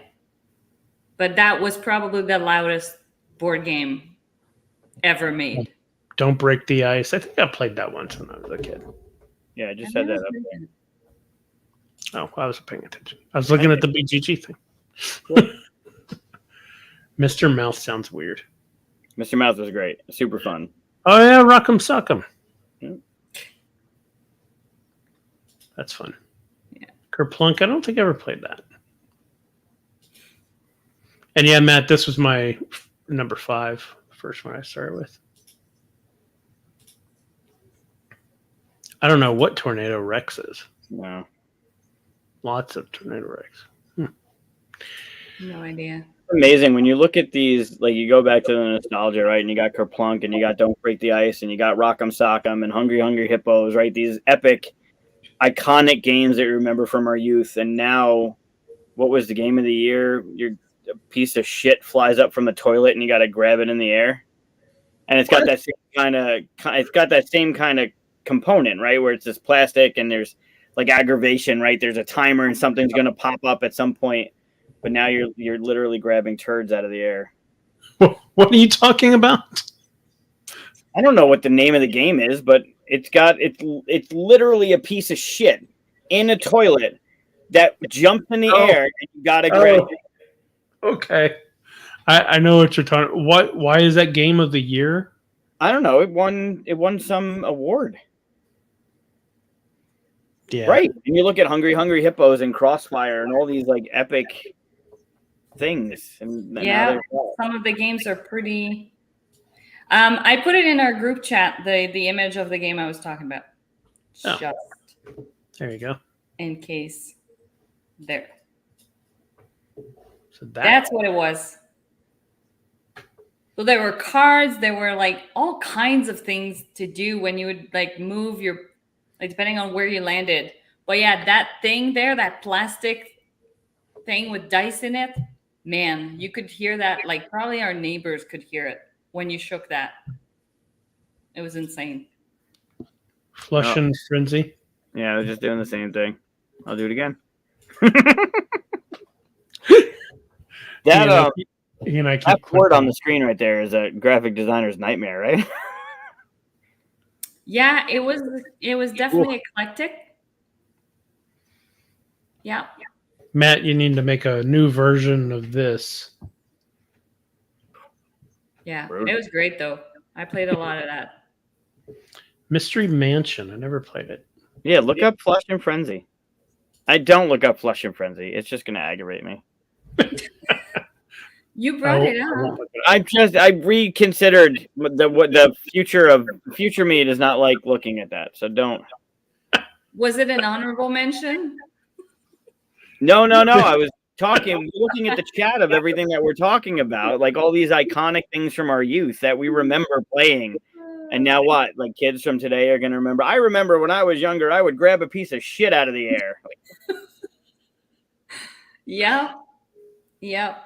Like that pie face I get, that's kind of, it goes back to that crocodile dentist. Like it's fun, right? That little anticipation of, yeah, what the fuck? Like you do. This is a simulation, right? But then what are you going to do? You're going to blame the board game because your kid reached into the toilet and grabbed the shit and put it on the wall? Like, it's the board game's fault. Oh, God. It's aggravating. Yep. It's clearly a game for kids. So dumb. Oh. I mean, it could be anything, right? You could be grabbing a grasshopper that's jumping off a flower. I mean, it doesn't need to be that, right? Yeah, but you wouldn't be talking about it right now if it was a grasshopper. I want to erase this episode. Yeah, but they got you talking about it. That's the point. Yeah. You just made them 2 sales without even knowing. No one bought that game from this episode. I don't even want to find out any of you did. Be so aggravated. Didn't you buy the ketchup, mustard, whatever, pickles game just because Tom caught it on fire or something? I bought it just to piss you off. Well, Great. I guess I got to go to Amazon and get me a Flushing Frenzy game then, don't I? I mean, you could. That's what you're doing. You're trying to trick me into buying shit. Yeah, you figured me out. I don't need any more games. After this move, I'm getting rid of half my games. By the way, how do you do that? Any ideas? How do you do what? I really am going to get rid of a huge chunk of my collection. But what do you do? Like, I use Facebook Marketplace because then it keeps it to like local people. You don't have to worry about shipping. What, they just come to your house? Yeah, it sounds super great. Or you meet somewhere, like you meet somewhere in the middle. I don't know. What I have like a deck box, so I just put the stuff in there, and I don't have to meet people. Anybody want just like 200 games? Just come to my house. I mean, you could just bring them to the Keystone Flea Market and sell them there. Yeah, I can't even afford to fly me there, much less. Well, yeah, but with the proceeds from the sale. Yeah, see? Well, I mean, I would keep my favorite ones, right? Which means like not the best ones would be on that slab. So. What's funny is when you said that anybody want to drive over here for like 200 board games, I thought that Michael was going to get up from his chair. Just like, he just leaves. You're like, where'd you? I'll leave now, don't you? Yeah, after I should have done it before moving all of them. Yes, but, this is true. Oh, that's a good point. Yeah, they do. They do have. I've never used it, but that doesn't mean I can't jump in and learn how to do it. There you go. There's so many parts of BGG that I still have never touched, and I'm on there almost every day. So, a lot of conventions will have a virtual flea market where you post all that you're selling, and people can grab it from there, and then you just meet at the convention. That's. I hope this isn't what I'll be doing at Cardboard Alchemy. Good luck. All right. Cardboard Alchemy. Yes. Why don't we transition into the character game? Oh yeah. Okay. I don't know what your character game is and I know how you that connects. I know you is that you're doing. All right. Yeah, well, I'm not going to tell you what it is, because then you'll know, and I don't want you to preemptively guess anything. So, because of your announcement earlier of you jumping to Cardboard Alchemy, and for those that don't know, Cardboard Alchemy has this small little game you might have heard of called Flamecrest, which has to do with dragons. I came up with a quiz for you guys. Oh, cool. We need something to write on, you said, right? Yes. And something to write with? I mean, sure. That would basically help, right? That's where... Okay, hold on. You just said you have a drawer of pens and pencils. And a sweet-ass Millennium Falcon back there. What is that thing? That's Millennium Falcon. What? Is it like Black Series? Is it one of the drones? What is it? That's a model. That's sick. Model. That's nice. Would you buy it off Facebook Marketplace? No, a friend of mine from my Pathfinder game just gave it to me. Very cool. Wow. Oh, but I have this. All my Star Wars stuff. This is just Chris to go through his shit. Oh yeah, yep, that's cool. Oh my god, look at you. Yeah, it's for the 6-inch toys. So the oops, I broke. So the 6-inch, I can't pull them out there. You must be buckled in. But the 6-inch fighter guy is in there, and it's a 2-seater because it's one that Finn and Poe did on episode 7. Yeah. Why do I feel like this needs to be a Halloween candy bowl? Like, I don't know. It just had the perfect shape and then your hand fits in there. Like, just fill it with candy. Anyway, yeah, I got Star Wars stuff all over the place right now. So. What did I just get? Oh, I got him. TIE Fighter needs to be made into a hat. We can't see anything. You don't have a light on. I see the know, sorry. Galactic Convention exclusive. Oh. Oh, It's Chewbacca. Chewie. And then I found something really cool yesterday at Hot Topic. One of the Hot Topic exclusives. Oh man. Yeah, he's super neat. You can't really. There you go. It's really cool. That's cool. Yeah, I was very happy with that one. Well, yeah. That's good. You should do that the rest of the game. You ready? Yeah. Perfect. Well, like it was on Brad's. It was Brad's idea. It's perfect. This is actually really heavy. I have nowhere to put this now. Hold on. Just don't break the wing off. You already broke the top. Don't break the wing. I didn't break it. It pops off. All right. All right, here we go. You ready? No. We don't even know what we're doing. Just are you ready? Do you have a pen? Do you have something to write on? Perfect. So I have 11 questions for you. The first 10, you're going to get a point for naming the character and naming what the character is from. So you'll get 2 points per question. Regardless of if you get the name right, if you get where it's from right, you get a point. If you get them both right, it's 2 points. Okay. The last one is going to be worth 5 points each, and it's kind of a 4-parter, I guess. There's you'll see later. We'll get there later. But it'll be worth more points when we get to the end. Okay? Basically, it's going to be a picture, and you're going to have to come up with that character's name and where that character is from. Okay. Okay? Is this board game related? That's board game related, right? It is not board game related. So as I said, to commemorate Chris going over to Cardboard Alchemy and the success of Flamecraft, I figured we were going to go over. Why is it not sharing? Boom! Dragons.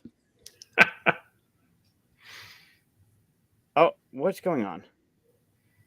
Get out of here. Slideshow. Okay. Good. You probably already saw all the stuff. So, which one are you asking about? Yeah. well, dragons. I'm confused. So close your chat so you can't see what they're doing. Oh. Okay. Good idea. Thank you. Okay. And then you need to give me the dragon's name and what the dragon is from. Okay.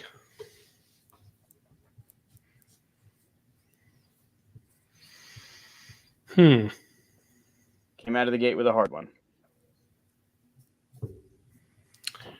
Okay. The name is the hard part. I know what it's from. Mm-hmm. Oh, then I'm wrong. But the name eludes me. I'll just do this, and I know it's wrong. Okay. All right, what do you got? Yeah, I put Puff and Pete's dragon. You guys are awful. But it's from Pete's dragon, right? It is from Pete's dragon. Okay. Hey, point. Yay. What's his name? Elliot. Oh, Elliot. shit, it is too. Yes. Yeah. It's okay. When we tank together. We've already established that. Well, you haven't seen this, right? No. So I've seen it, so it's worth. It's a tough one. Yeah. It's a tough one. I haven't seen it in a long time. That makes sense now that it's not Pete. Pete's probably the kid. Correct. I had nothing else. Now, because we're not looking at comments, you're going to have to pop up comments every now and then, Mike. You got to watch that, too. So Mike got it. Sharpie. Matt got Pete's Dragon. Donnie got Pete's Dragon. And Mike got Pete's Dragon as well. I heard that they remade this. Yeah, into a movie. Yep, there was a live action one. This was a movie, too, so they just remade it as another movie. I watched about 5 minutes of it and turned it off. It wasn't good. That good, huh? Yeah. All right, so first one, 1 out of 10, you guys each got a point. Yeah. Good? Ready for the next one? Ooh, point. Oh, man. God. Why do you do this to me? Aaron would know. Remember, you get a point for the name and a point for where it's from. Yeah. I know where it's from. I don't know. This I made up picture- his name. This picture is also a representation of how I look at Chris every Monday. Yes. All right. I made up a name as well. All I'm right, going we got with Mushu from Mulan. Oh, I think you're closer. I put Quasimodo. No, from that's Mulan. from that's from Hunchback of Notre Dame. Not Quasimodo. It's Quasimodo. sure, No. yeah. So you're wrong on that. You both got the Mulan part. Good job. And Katia has 2 points for getting Mushu. What? Mushu, really? Colorbrain Yeah. Disney edition. That's It, his We like, actually went name? over this last time. Yep. Mushu? for some reason, it like stuck in here. Oh my god, Like Mushu pork? Mushu. His name is Mushu. Mushu. He Didn't looks Eddie got Murphy? Mushu. Was it Eddie Murphy that did his voice? Brad got Mushu. No, I don't No, think who did so. his voice? I don't know. I don't remember who did his voice. All right, so Katia's up 3-2. Yes. Ready for number 3? Must be thinking Yeah. of Donkey. Yep. Uh-oh. He's cute, but I have no clue. It looks vaguely familiar. This looks like something Aaron did. I can get her to play this game. Brad and Andrew both said Eddie Murphy. Oh, okay. And Peter. I should get a Eddie half Murphy. point for that. Oh my god, where is he from? I have no clue. And your chats are off, correct? Yeah. Yes, I have this on full screen. Good. Yeah, I'm gonna do this and from what's a thing I never watched? That's a good way to go about it. I don't have a name, but I don't have think it- a guess for where he's from. All right, I'm ready. So there's Is a he couple from- answers I would take for what it's from, but All right. Well, I did Figment and My Little Pony. well, you know you're wrong on the My Little Pony. So Katia, what did you have? I said, is he from Pokemon? Is that going to be for your name and for your where it's from? No, that's just for the place. I said I don't have a name. Okay, you're wrong. Okay, so I don't get any points. You're both wrong. Okay. It is Spyro. Spyro video game series. No Never idea. even heard of it. Never heard of it. Okay. What system did it go on? I think it started on original PlayStation, maybe. Oh, okay. I've never had a PlayStation. All right. I played a few games on It's it, cute. other people's and stuff, but yeah. Yeah, there's been it's I think it's hit every system since it came out. There's been multiple versions of the game. There's been Fair I enough. think a racing one. So yeah. Fair enough. That's fine. No points given. Want want. There were people that got it correct. Skylander? Yeah, I think it was a character in that Skylander game. Cool. Yep. Looks fun. And there you go. All right. What's our next one? All right. Next question. Oh. Yay.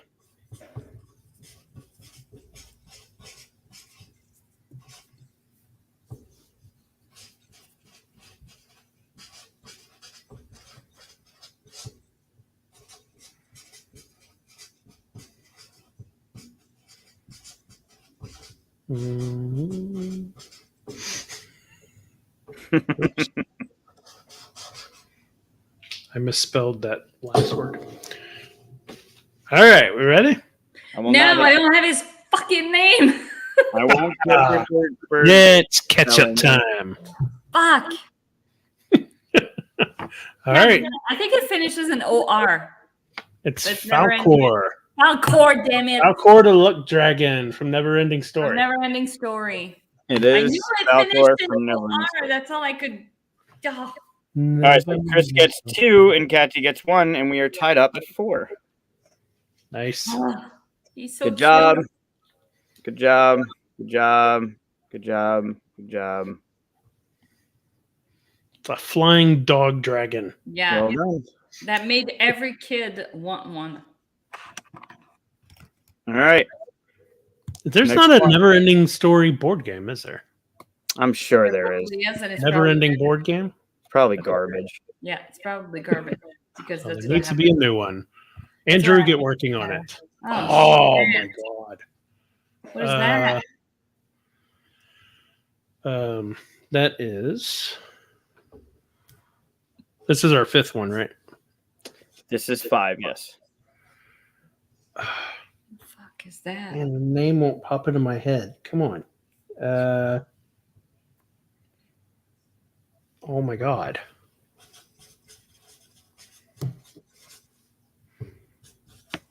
The chat's getting it. Yeah, I know what it is.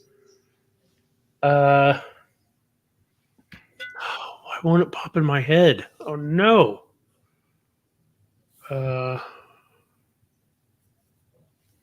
Yeah, I got it. This is frustrating because I Right. know. You struggling with the name or where it's from? No, I know where it's from. I know who it is.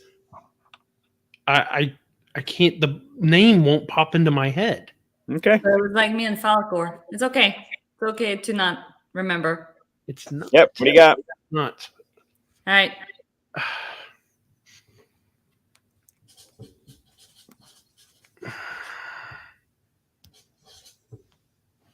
Yeah, something like venomous or something villainous or whatever her name is. Sleeping Beauty.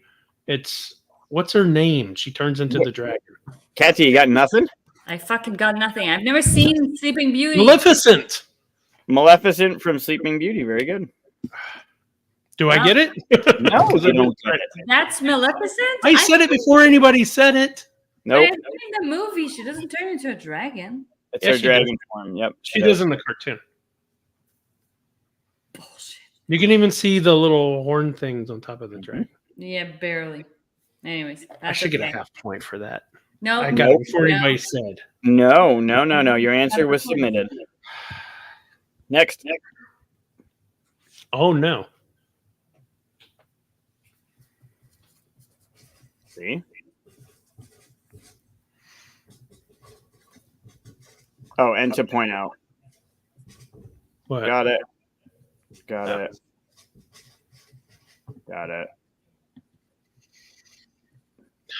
And I hate it when your brain just does not make that connection.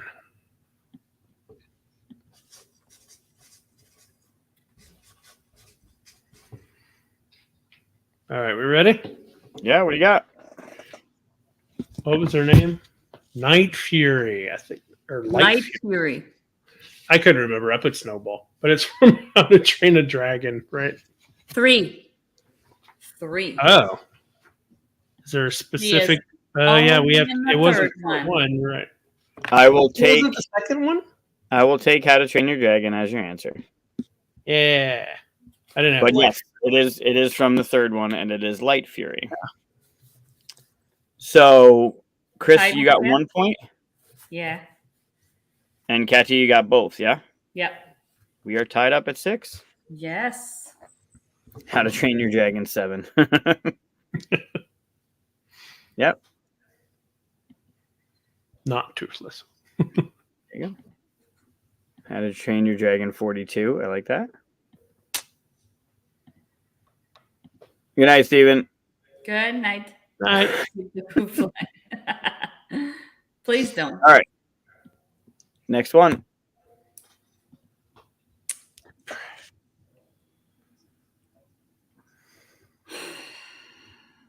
This is an old ass TV show I've never watched before.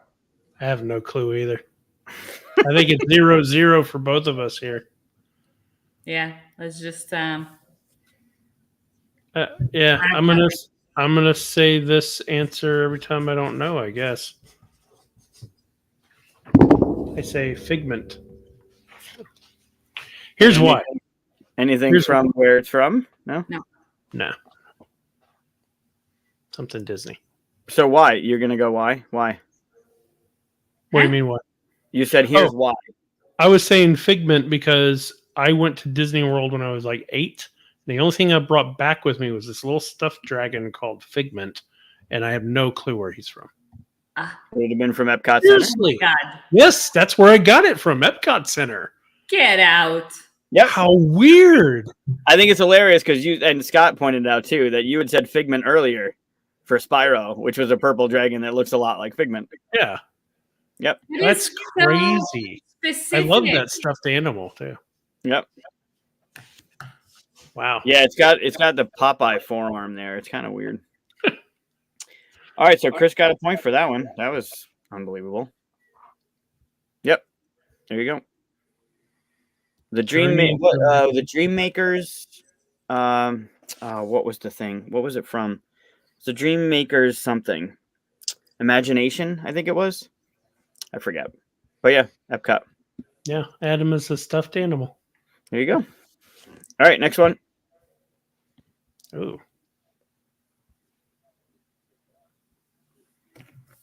Good point, Brad.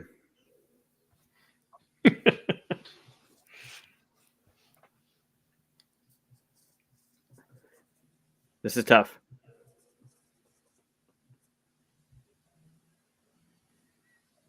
Okay, well, I have no clue who it is, but I'll guess. I mean, I'm just putting. Yeah, he doesn't look like that, but that's all I got. Okay, I'm guessing where it's from, but I don't have a name. Oh, I gotta throw something in there, right? Hold on. I You thought already you used said Figment, so you you. can't use Figment again. All right, I'm gonna guess what you put. Sabretooth from X-Men cartoon. I'm gonna guess Dragono from Thundercats. Oh, Jesus. you probably have it. No, he doesn't have it. That's completely Thundercat? made up and not a real character. Also, Dragono. Sabretooth is on a dragon. It's Dragono. Is that These not are all Dragono? dragons. Sabretooth is a Sabretooth. Oh, they're all supposed to be dragons? Really? I They're didn't even all notice dragons. that. They're Oh, all Yeah, dragons. but it's like a cat dragon. No, it's not a cat It dragon. looks like a cat dragon. yeah, I have no idea. It's got. That's not Smaug, is it? There's Sure no way. is. It's Smaug. Sure is. From the What? 1977 Hobbit. Yep. Oh my god. I have that cartoon. I don't remember him looking like that. He looks like a cat. Yeah, I'm really seriously. not paying attention. I did For not notice they were years? all dragons, which is why to this point, I was Wow. still wondering what the connection was with cardboard alchemy and flamecraft. They're I was all like, what dragons. was They've that? all been dragons. I have not been paying attention. They're all dragons. Yeah, apparently. All right.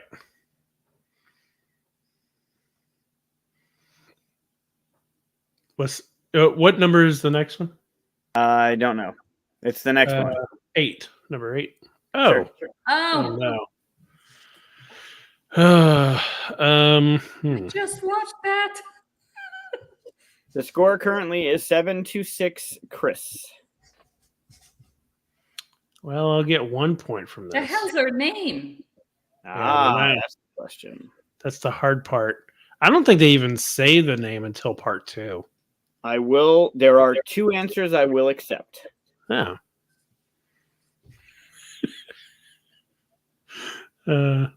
Sorry, I was just remembering parts of the movie. It's great.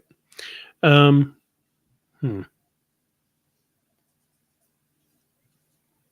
give anything away. Somebody might not know it. Yeah, that's why I didn't. There you go. All right, what do you got? Dragon, Shrek. It is not Dragoness. Is it Dragon? So 1 point for Katia, 2 points for Chris. It is not just dragon. So there's one line in Shrek 2 that names her, but other than that, she is dragon. Just dragon. Oh. I mean, it's just donkey. But it's Elizabeth. Elizabeth. So then why Weird. did you put dragon there as the answer? You're just being Because- too lenient and you want Chris to win. Oh. Her name is Elizabeth, but I would accept dragon because she is referred to as dragon throughout the movie. You bullshit. No, I'm serious. Look it up. Then it I should have would been not there accept as Donkey's the death. answer. That's what I'm saying. That what? It should have been Elizabeth or dragon. I mean, I could change it. Carry on. But I said it before I knew anyone's answer, that there were 2 I would accept. Go on. Just saying. Ooh. I'm pretty sure this is the last one. You just showed me number 8. Points? Yeah, you just showed number 8. Did I? Maybe there's one more. I don't want to give anything away. Hold on. Yeah. This is 1, 2. How to Train Your Dragon was 6. 4, 5, 6, 7, 8 was Smaug. 9 was Elizabeth. Okay. This is 10. Yep. Well, that's not good. No, I have no idea where he's from. Who is Dragons with T?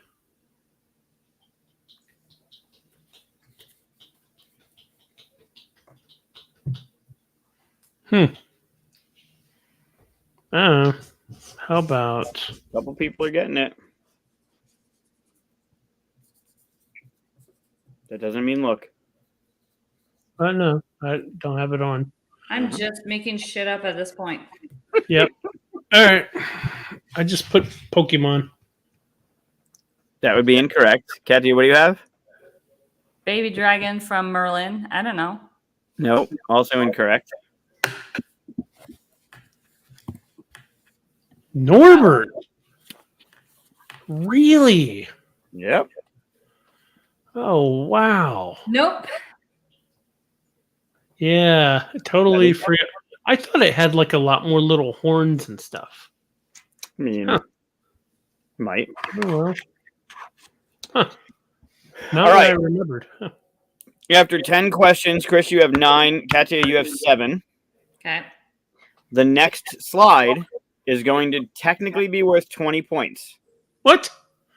So it's going to be worth 5 points if you can give me what it's from. Yeah. And it's going to be worth 5 points for each name. For each name? Correct. So there's like 4 names? No, 3? 3. Wait, 2 names? You ready? I can't do math. 3. Are you ready? Oh, no. Oh, no. Don't do this. Yo, I'm doing it. No. Well, at least you already know where it's from. Oh, no, I don't. This is even worse. Oh, yes, I do. Okay. Well. Well, Chris, you won. Maybe.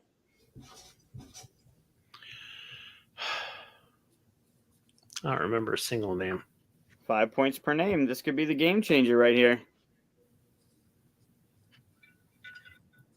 Yeah, I don't remember a single name.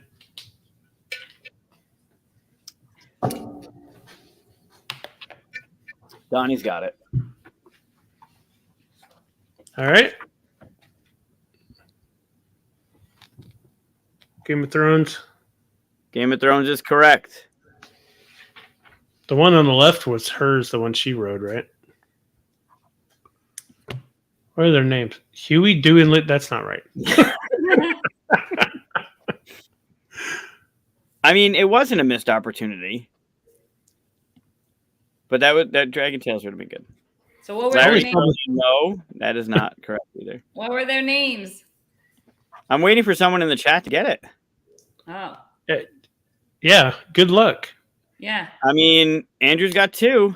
You might remember Drogon. That's the one I was trying to remember. I knew I would remember 1, and Drogon was the one I was trying to remember. But as we saw earlier, my brain is not working. Drogon, Rhaegal and Viserion. I don't remember Viserion. Like, I don't remember the name. Rhaegal's the one that, well, I don't want to give away stuff. I gets wit into the eyes. No spoilers. I only saw the series through once. I won't watch it again because of the way they ended it. So, yeah. Unfortunately, because it was such an amazing show until like the last 3 episodes. But Yeah. Agreed. Oh yeah, I thought it was going to be this. When you said 3 of them, I was like, "What had 3 dragons?" Oh, Game of Thrones, of course. Oh, okay. Yeah, so I could have guessed where it was from before you even showed the picture. That also would have been good. Although I don't know their names. I would have had to look that up. Good job, Andrew. All right, so you each got what, 5 points? Yep. So you still won by 2? Yep.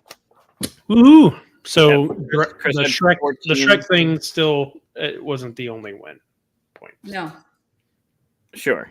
No, it was Falcor. Fuck. Falcor. I was so close. That was fun. That was Was it fun. good? You, Yeah, so you said you were going to announce on the show the cardboard alchemy thing. I thought, what better way than to have a dragon character name off? you forgot one good dragon you could have picked. Hold on, let me find it here. I mean, I didn't forget. I just picked 10 plus this one for tonight's episode. That's all. Let's see if I can find the image. Now I've got the Game of Thrones soundtrack. Has anybody watched the new stuff, by the way? No spoilers or anything, but Yep. Just the one episode so far. 2. I think I watched 2. there's 3 of them. Yeah, you forgot this one. Share my screen here.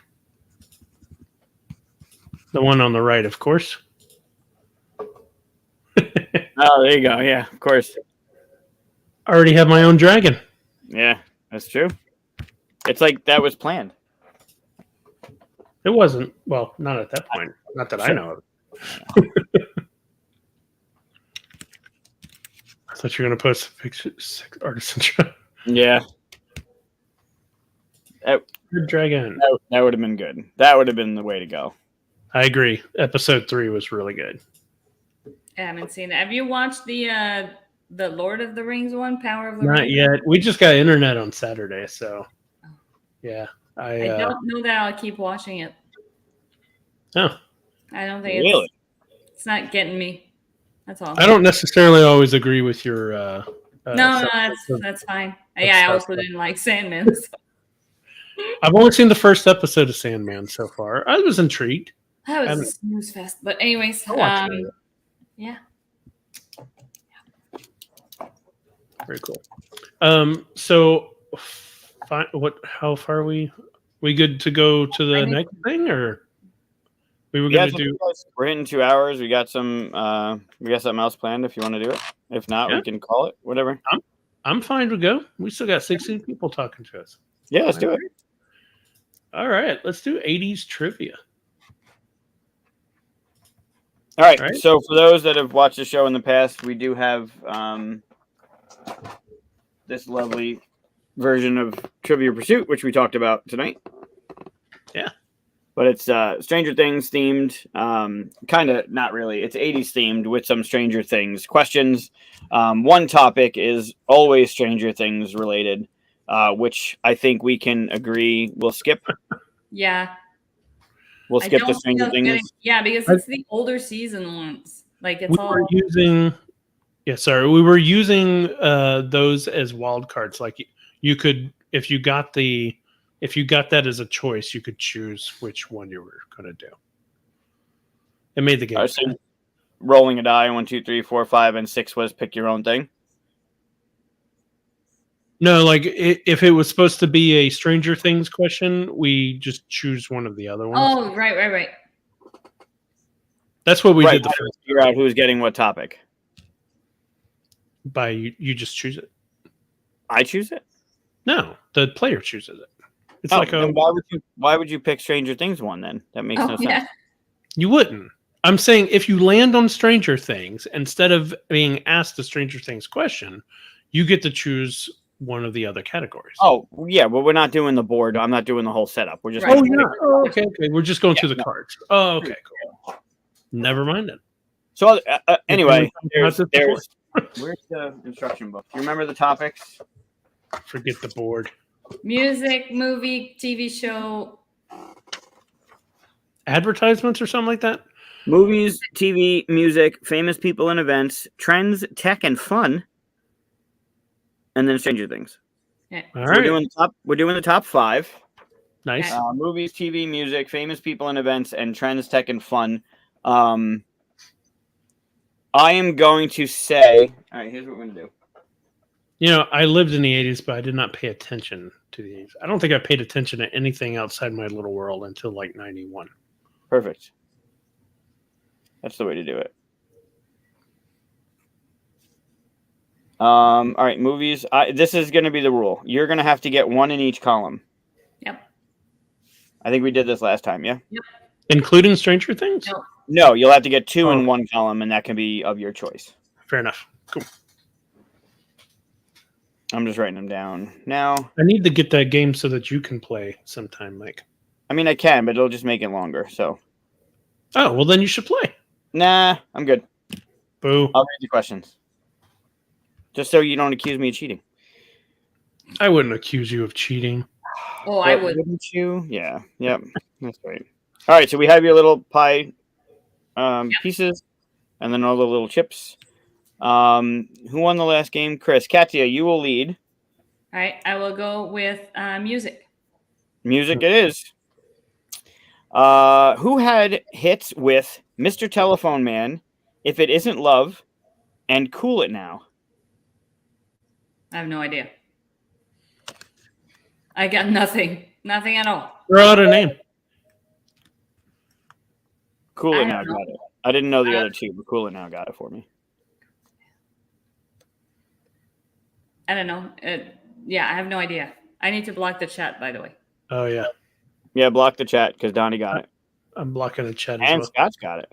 Yeah, so I would have never guessed that. So Oh, New addition. Well done, guys. looks like Scott's cap lock is off. All right, Chris, to you. Yep.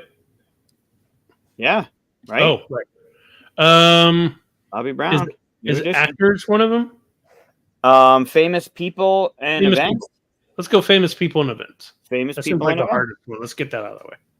What team won the first game of the 1988 World Series when the badly injured Kirk Gibson hobbled to the plate and hit a pinch hit walk-off home run? I don't know. Yankees. Yankees is incorrect. So what's the answer? I'm looking for the chat. I figured there's a little bit of a delay. It is a team formerly known as the Brooklyn Dodgers, currently known as the LA Dodgers. Huh. No, not the Jays. All right, Okay. Yeah, Katia, I forgot sports might be in there. I'm in trouble. let's go. Give me another music one. music That's it is. the one I struggle with. What boy band included Ricky Martin on its roster from 84 to 89? Did I steal? No steal. I think we had this question, actually. No, we didn't. I don't think we did. I don't remember it being on there before. I mean, it's wrong, but I'm gonna say like I don't know, 98 degrees. Like that's not right. But Incorrect. yeah, Yeah, Menudo. Menudo. Well done. Chris, you're up. I guess I'll go music. Music Since it I knew is. the last- How long did New Kids on the Block promise to be loving you for in their 1989 #1 song? You know what I hated about that group? I was sitting in class and there would be girls that have framed pictures of the guys on their desk. Like, oh. All right. Sorry. What was the question, Ben? I blacked out after you said New Kids on the Block. How long did New Kids on the Block promise to be loving you for in their 1989 #1 song? Not me. I don't know. All night? All Night? I think My that's guess Bobby is- Brown. my guess is forever. Forever? Yeah, Correct. No. Forever. I think Bobby Brown was All Night. All night long. So, Scott, Oh, there's I still actually cards that have the questions and the answers on them. I'm not making these up. yeah. Some All of them Night are Long multiple is, choice. All Night Long is it Lionel Richie? Lionel Richie, yeah. Yeah. Oh, is Some it? Okay. will have multiple choice on it, but that's Brown. random. So Okay, let's keep going with music. I need to get that one out of the way. because it's going so well. Yep. What band with matching jumpsuits and Energy Dome hats? Energy Dome hats. Energy Dome is in quotes. Had an iconic '80s hit with "Whip It." Come on. Why do I know hers but not mine? It can't be the Beastie Boys, can it? Is that your final answer? Yeah, that's all I got. Scott, to answer your question, it is the Trivial Pursuit Back to the '80s edition, which is Stranger Things themed, but it's not. It's '80s themed, like I said. With Yeah, Stranger I don't think Things. they were out, but Devo. that's all I got with jumpsuit because of the one like video. They were all matching. Anyways, yeah. Whip Okay, it good. No. I got It is Devo. That whip. All right, Chris. Give me music. Music it is. Give me In the outfield, Your Love. Who is on vacation far away? Never heard of this. Oh, Why come am I on. getting hers but not? You know the song. I don't know the song. You know the song. Oh, stop giving You're- hints and shit. Your husband. I don't know. No. It's Josie. Josie's on a vacation far away. I don't know what that is. Oh, God. All right. Music's going really well for you guys. Yeah, Yep. keep it going. I need to get that out of the way. Seriously, Music Hey. again? music. All right. You'll get one eventually. There's a whole stack of them. So, Yeah. what colorful phrase that means unexpected was the name of Debbie Gibson's first album in 1987?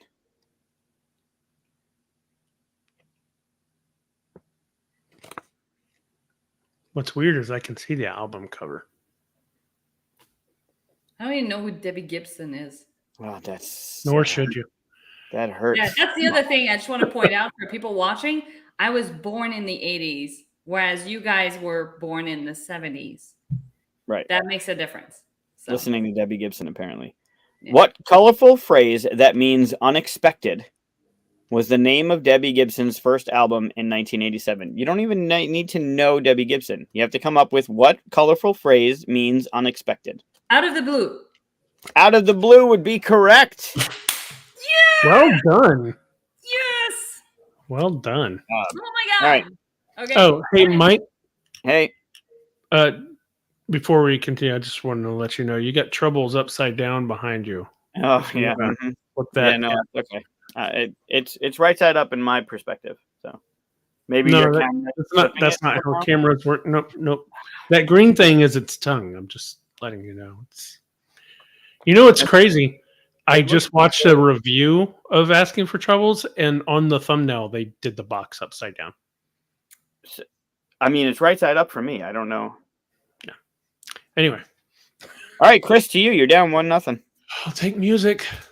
Music it is. I'm in music hell here. Who sang "Promises, Promises"? This is a multiple choice question. Oh yes. It's on the card. I don't pick them. Who sang "Promises, Promises"? Naked Eyes, Styx, or Air Supply? Air Supply.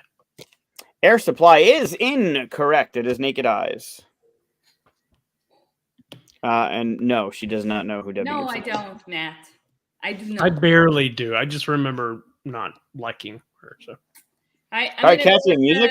music. I'm gonna I go don't with know. is there one for movies? Movies. Let's There do is. movies. Movies it is. Why have I not been doing movies? Because you're going to need to get music eventually. Yeah.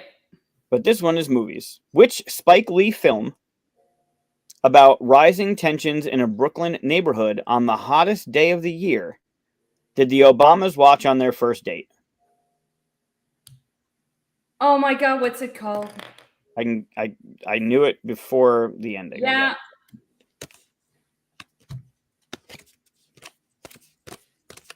Say the question again. Say the question again. Which Spike Lee film about rising tensions in a Brooklyn neighborhood on the hottest day of the year did the Obamas watch on their first date?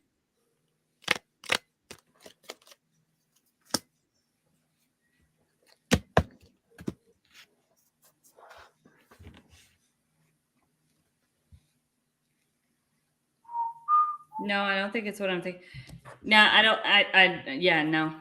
Any answer? No, I thought it was a basketball movie, but I don't think it is. It is not a basketball movie. No, go for it. What is it? Do the right thing. Hmm. I wouldn't have had that. I wouldn't Carry have on. remembered it. Chris, to you. Let's go music again. I got to get past it. All right, 1984. In Rockwell's 1984 song, Somebody's Watching Me, what does he say he's afraid to do in the shower? I'm so glad I swallowed my sip of water. Man, other than the chorus, I don't know all the words he says. This Close is a his game eyes. by Hasbro, so you can eliminate a couple answers here. Close his eyes. Close his eyes would be incorrect. It is wash his hair. Why? He's afraid to wash his hair in the shower because he thinks somebody's watching him. Katia, you're up. Movies. Movies it is. Who is the title character of the 1986 movie Lucas? A dog, a nerdy teen, a screenwriter, or a vampire? Sorry, a dog. A nerdy teen, a screenwriter, or a vampire?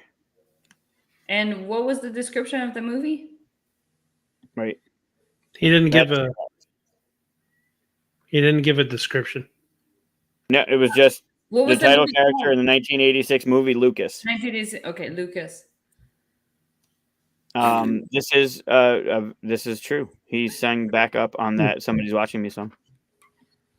I'm gonna go with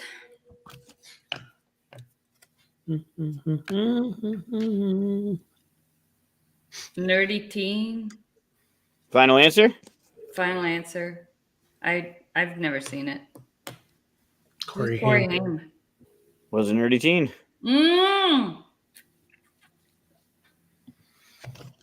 Who's Corey Haim? Don't do that. No. It was that or dog. Well, you got it right. Yep. Chris, you're up. You're crushing me. All right. Let's do music again. One more time before I move on. You'll get it. All right, music. What kind of operator did Sade sing about in her 1985 hit song?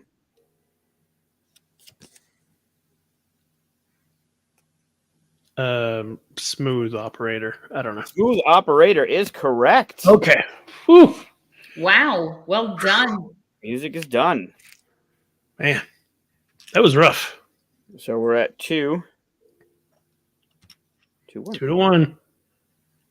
All right, let's go. Famous people and event. Famous people is purple. What Massachusetts governor Not gonna get that. lost I already an know. electoral college landslide to Vice President George H.W. Bush in '88?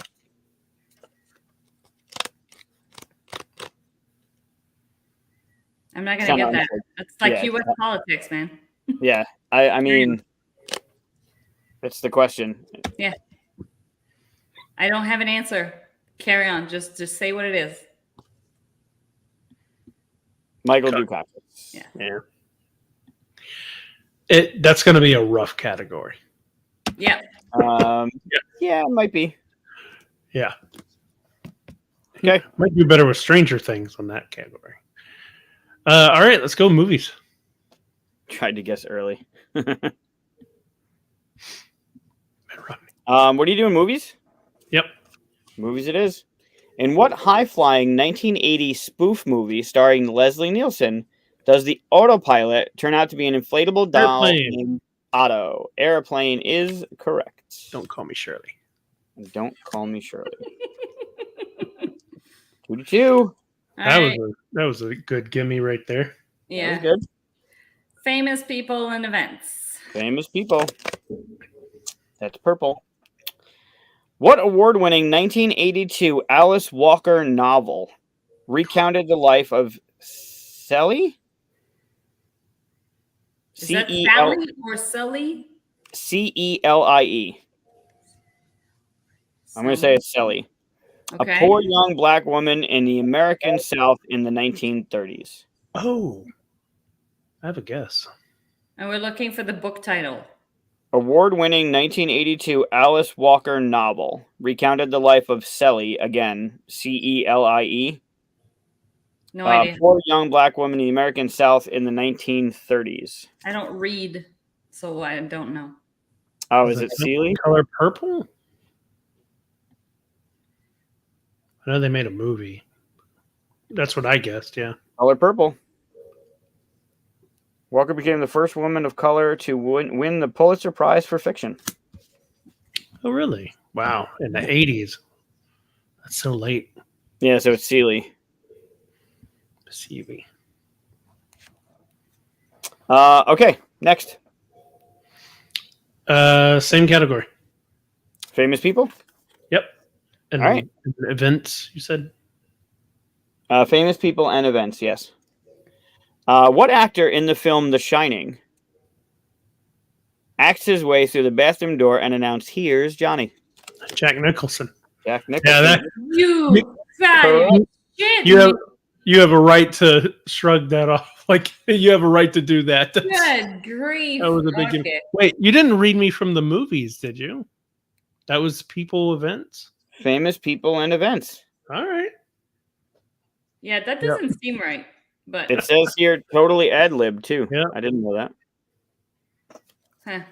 Hey, it's serious. It's the purple question. Purple Yeah. is famous people and events, and it's the right one. Give me purple. Purple it is. That's 2 gimmies for Chris. All right. What country passed the 1 billion mark in population on its mainland in 1982? I gotta see. You said 1 billion? 1 billion with a B. I'll go with China. China, final answer. Yeah. Correct. I think mainland is like the good clue in there, right? Because they have so many islands and stuff. But then India doesn't really. So, yeah. All right, 3-3. Chris, you're up. What's the next category down the line? You still have TV and trends, tech, and fun. All right. Let's do the tech and fun. I'm going to leave Tech TV and for fun is green. Which fashion and music icon was born George O'Dowd?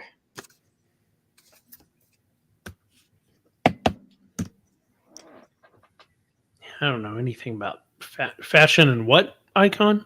It's trends, tech, and fun. Oh, you mean the question? Right. Which fashion and music icon Music. Fashion and music. Oh, was born George O'Dowd? George Michael. George Michael It's a good guess. is incorrect. Oh. It is actually Boy George. Oh, that makes more sense with the fashion. Yeah. Yeah. All right, give me what's the other one? You have the same. You have trends, tech, and fun, and TV. TV. That's the TV because I usually struggle with that too. TV it is. The cops on what police drama typically ended their roll call with "Let's be careful out there"? I got nothing. Oh. The cops on what police drama typically ended their roll call with "Let's be careful out there"? I have a guess, but I think that was 70s. I would not have gotten that one.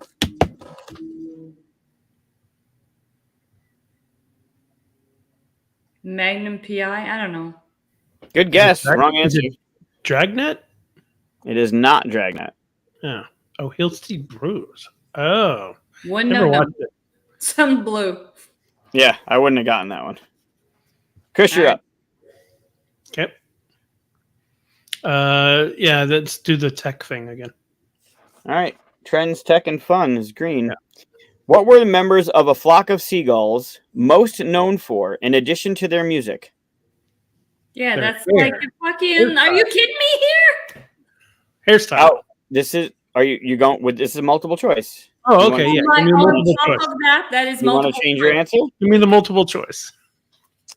Would it be outrageous platform shoes? Would it be bird costumes? Or would it be hairstyles?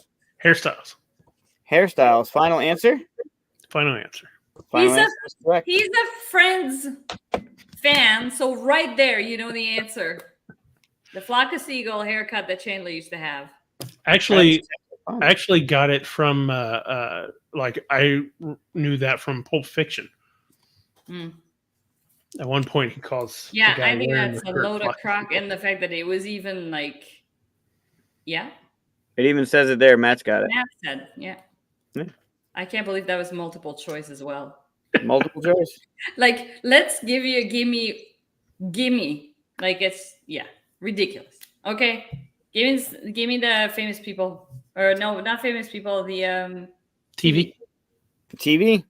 On the Smurfs. Hmm. Who does the cat Azrael belong to?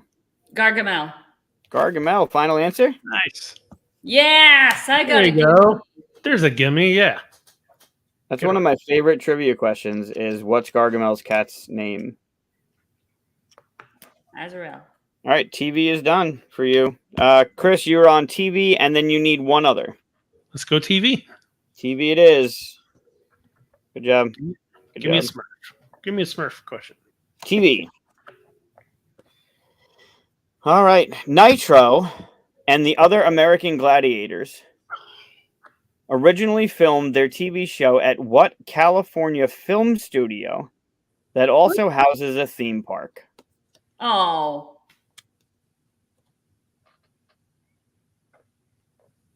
Disneyland? I don't know. I would say Universal. 3 apples.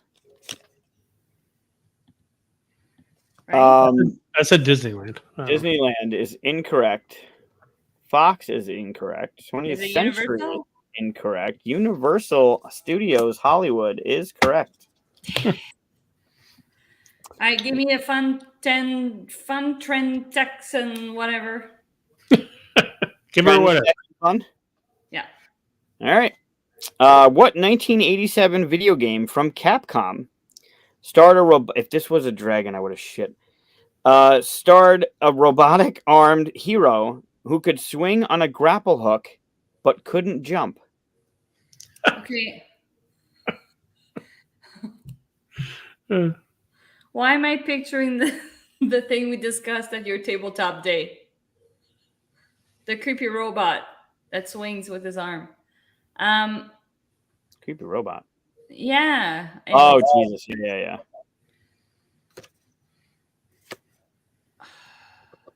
1987 video game from Capcom. Capcom. Robotic armed hero could swing on a grapple hook but could not jump. Is it Castlevania? It is not Castlevania. Because I know Chris? he I'd guess because of the whip. Yeah. yeah, the whip hook thing. I remember seeing it, but I don't know what it is. Anything? No. Oh, I think, would have man, never gotten that. never even heard of that. No. No. Yep. Donnie got it too. All right, Chris. Yep. TV. TV. What the fuck?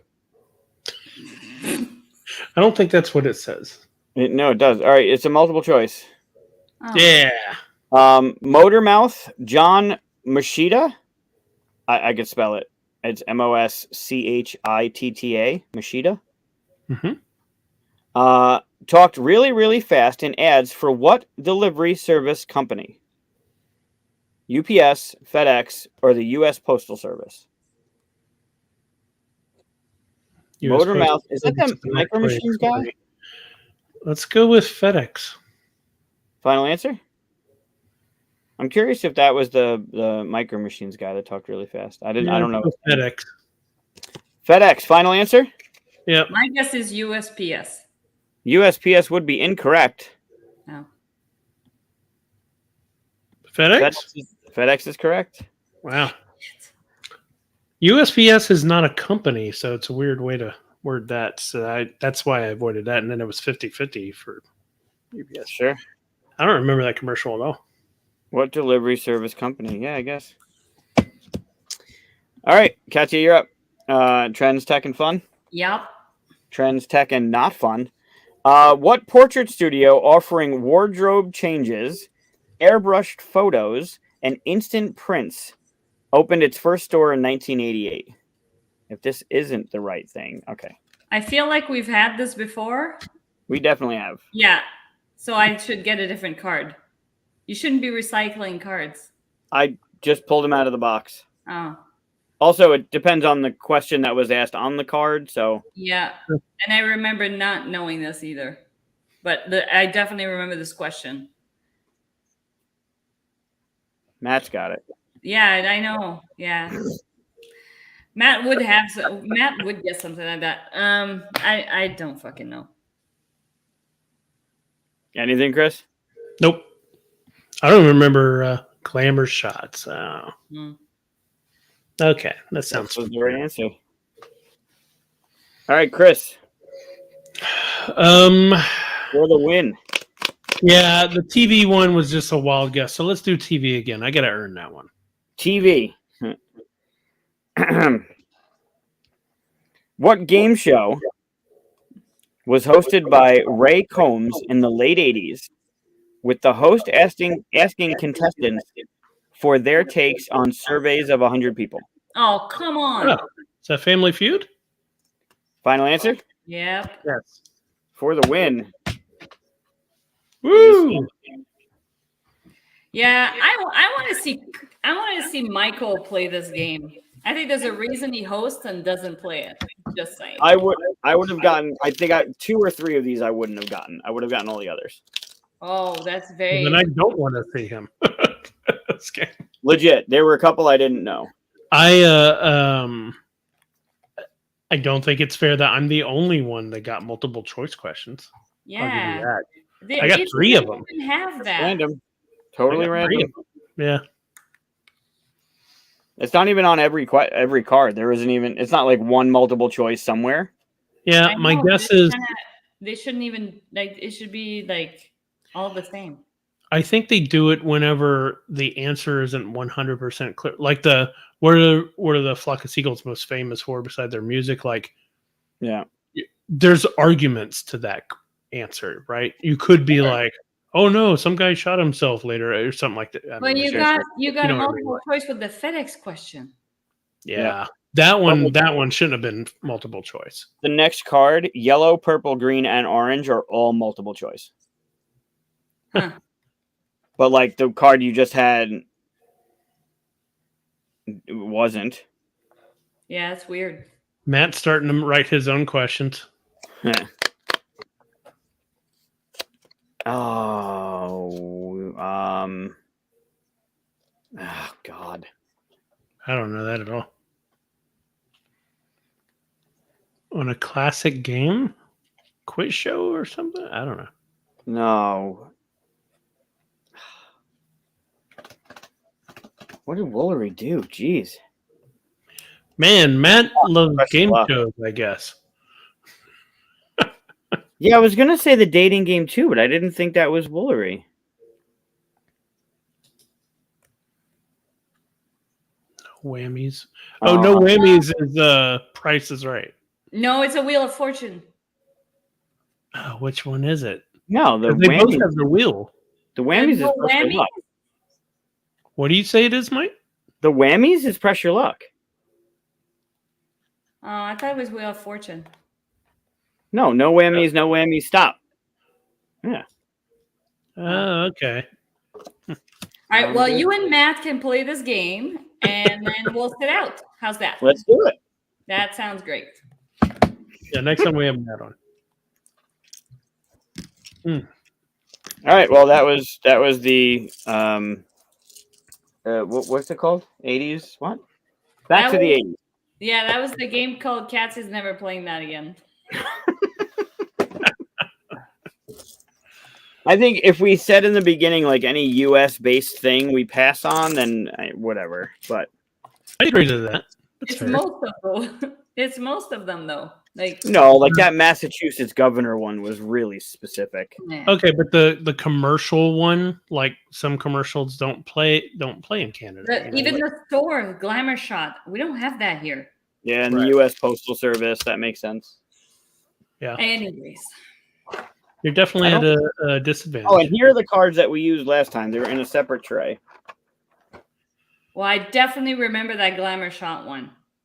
I remember it too. Could have been. They could recycle the questions. I don't think so. Probably not. All right, so that was our 83rd episode, by the way. No shit. Yeah, a lot of episodes. A lot of episodes. Well, last week we missed you last week, but we did have a special episode last week. Sorry, I'm trying to figure out box types. Oh, right. Yeah, I'm sorry I missed Katia's anniversary on that. And unfortunately, it couldn't be. I had no internet. I couldn't do anything about it, and I was moving. So you had a good reason not to be here. This is true. Yeah, I would have rather been here. It's been 1 full year since Katia had joined the club. Mm-hmm. And we're all better for it. We are 100% better for it. Sorry. Yeah, Matt's still going on with the questions, by the way. So if you want to keep on going, you could just look in the comments. So I think Matt should come on the show and have the questions for us, and we'll play Matt's questions. No, I'm going to. I don't think so. I'm going to. I don't know any of it. I don't even know. I don't know. I only knew one of them so far. Yeah. Mm. I only knew the pressure luck one. I would have gotten all the other ones wrong. Yeah, that'd be too rough for me. Yeah, same. Now, maybe if we kept it to movies. Movies could be. Because you did really well with the movies questions. Blah, blah, blah, blah. We need a 90s trivia. We'll find it. Yeah, 90s would be good. 90s would be good. And I'd feel a little bit more on par. There you go. There you go. Yeah. Yep. We should do that. I'm pretty sure the Trivia Pursuit has a 90s edition. Yeah, I should just go and look at the thrift store. Yeah. I'm sure that'd be something. Yeah. Yeah. Yeah, 90s would be great. Yeah, that's when I started paying attention to life anyway. So. Yeah. Thanks, Alan. 42nd birthday. That's good. It's going to take a few more episodes to get to a 42nd anniversary. No. 42nd year. Oh. Oh. Yeah, I'm not there yet. Yeah, it's okay. All right. Yeah. Well, 2.5 hours is about our norm. Yeah. I don't remember his name, but I remember what it looks like. Oh, he had a weird, the name did not fit the face. I don't remember what his name was, but yeah. Yeah, I got it. All right, well, we can't play 90s now. Yeah. We should have Matt on and have him prepare that game for us. That's literally what I said. Yeah, you really don't listen to me ever, do you? What? What'd you say? No. No, I meant the 90s version. I know you said it earlier. Yeah. Samuel. Well. Samuel Diamond? No, that's his real name, right? Diamond something. Oh. I don't know. But we should. Anyway. Yeah, we should wrap it up and head to. Yeah. So, what did we learn today? That I suck at trivia. That you play all the games I recommend to you, but you don't listen to a word I say. I don't know if we learned that. I think we already knew all that. But I don't know about the game part. Yeah. Yeah. See? That was surprising, actually. I thought you'd pull out a few that I was just like, I'm not playing that. But like no. what? I don't know. I just figured you had some weird games that, And didn't I say that I'd play everything that Katia had? Nope. There was one that Scrabble. Right. No, but I did say I'd play it, just not with Aaron. Not with Aaron. So technically you both had all games that I would play. Sure. But although maybe I could say I wouldn't play your honorable mention. Your Grand Slam or whatever it was. I didn't have an honorable mention. I had 5 games. And you'd play all of them. Like and subscribe if you want to count Michael's honorable mention amongst his list. I mean, yes, then do that. All right, guys. Well, next week we're gonna have an episode. That's all we know right now, right? That's all we know. But maybe But we'll have a guest on. Maybe. Yeah, we'll figure it out eventually. It'd be good to get someone on so we can try the Green Team Wins game. Yeah. Oh, yeah. yeah. That'd be We fun. need to play that. Well, we have a list now of people Yes. that are coming. So Yes. Yeah, we can make it. We can make it bigger. Night That's out. we are, as always, going to Discord afterwards. Yep. Sure So, are. if you haven't been to our Discord, the link is in the description. Just pop over to the Discord, give the welcome a thumbs up, and then you'll see the Bat Cave audio thing, and we just sit there and talk about stuff. And we'll give away secrets and whatnot there. Yes, I can't wait to hear the secrets. I have no secrets. I don't know if that's I true. just gave away my secret. I've been holding on to that for 2 weeks. Mm-hmm. Correct. All right, guys. All right. All right. Well, thanks for watching, everybody. Yeah, thanks for hanging out. See you over in the Discord.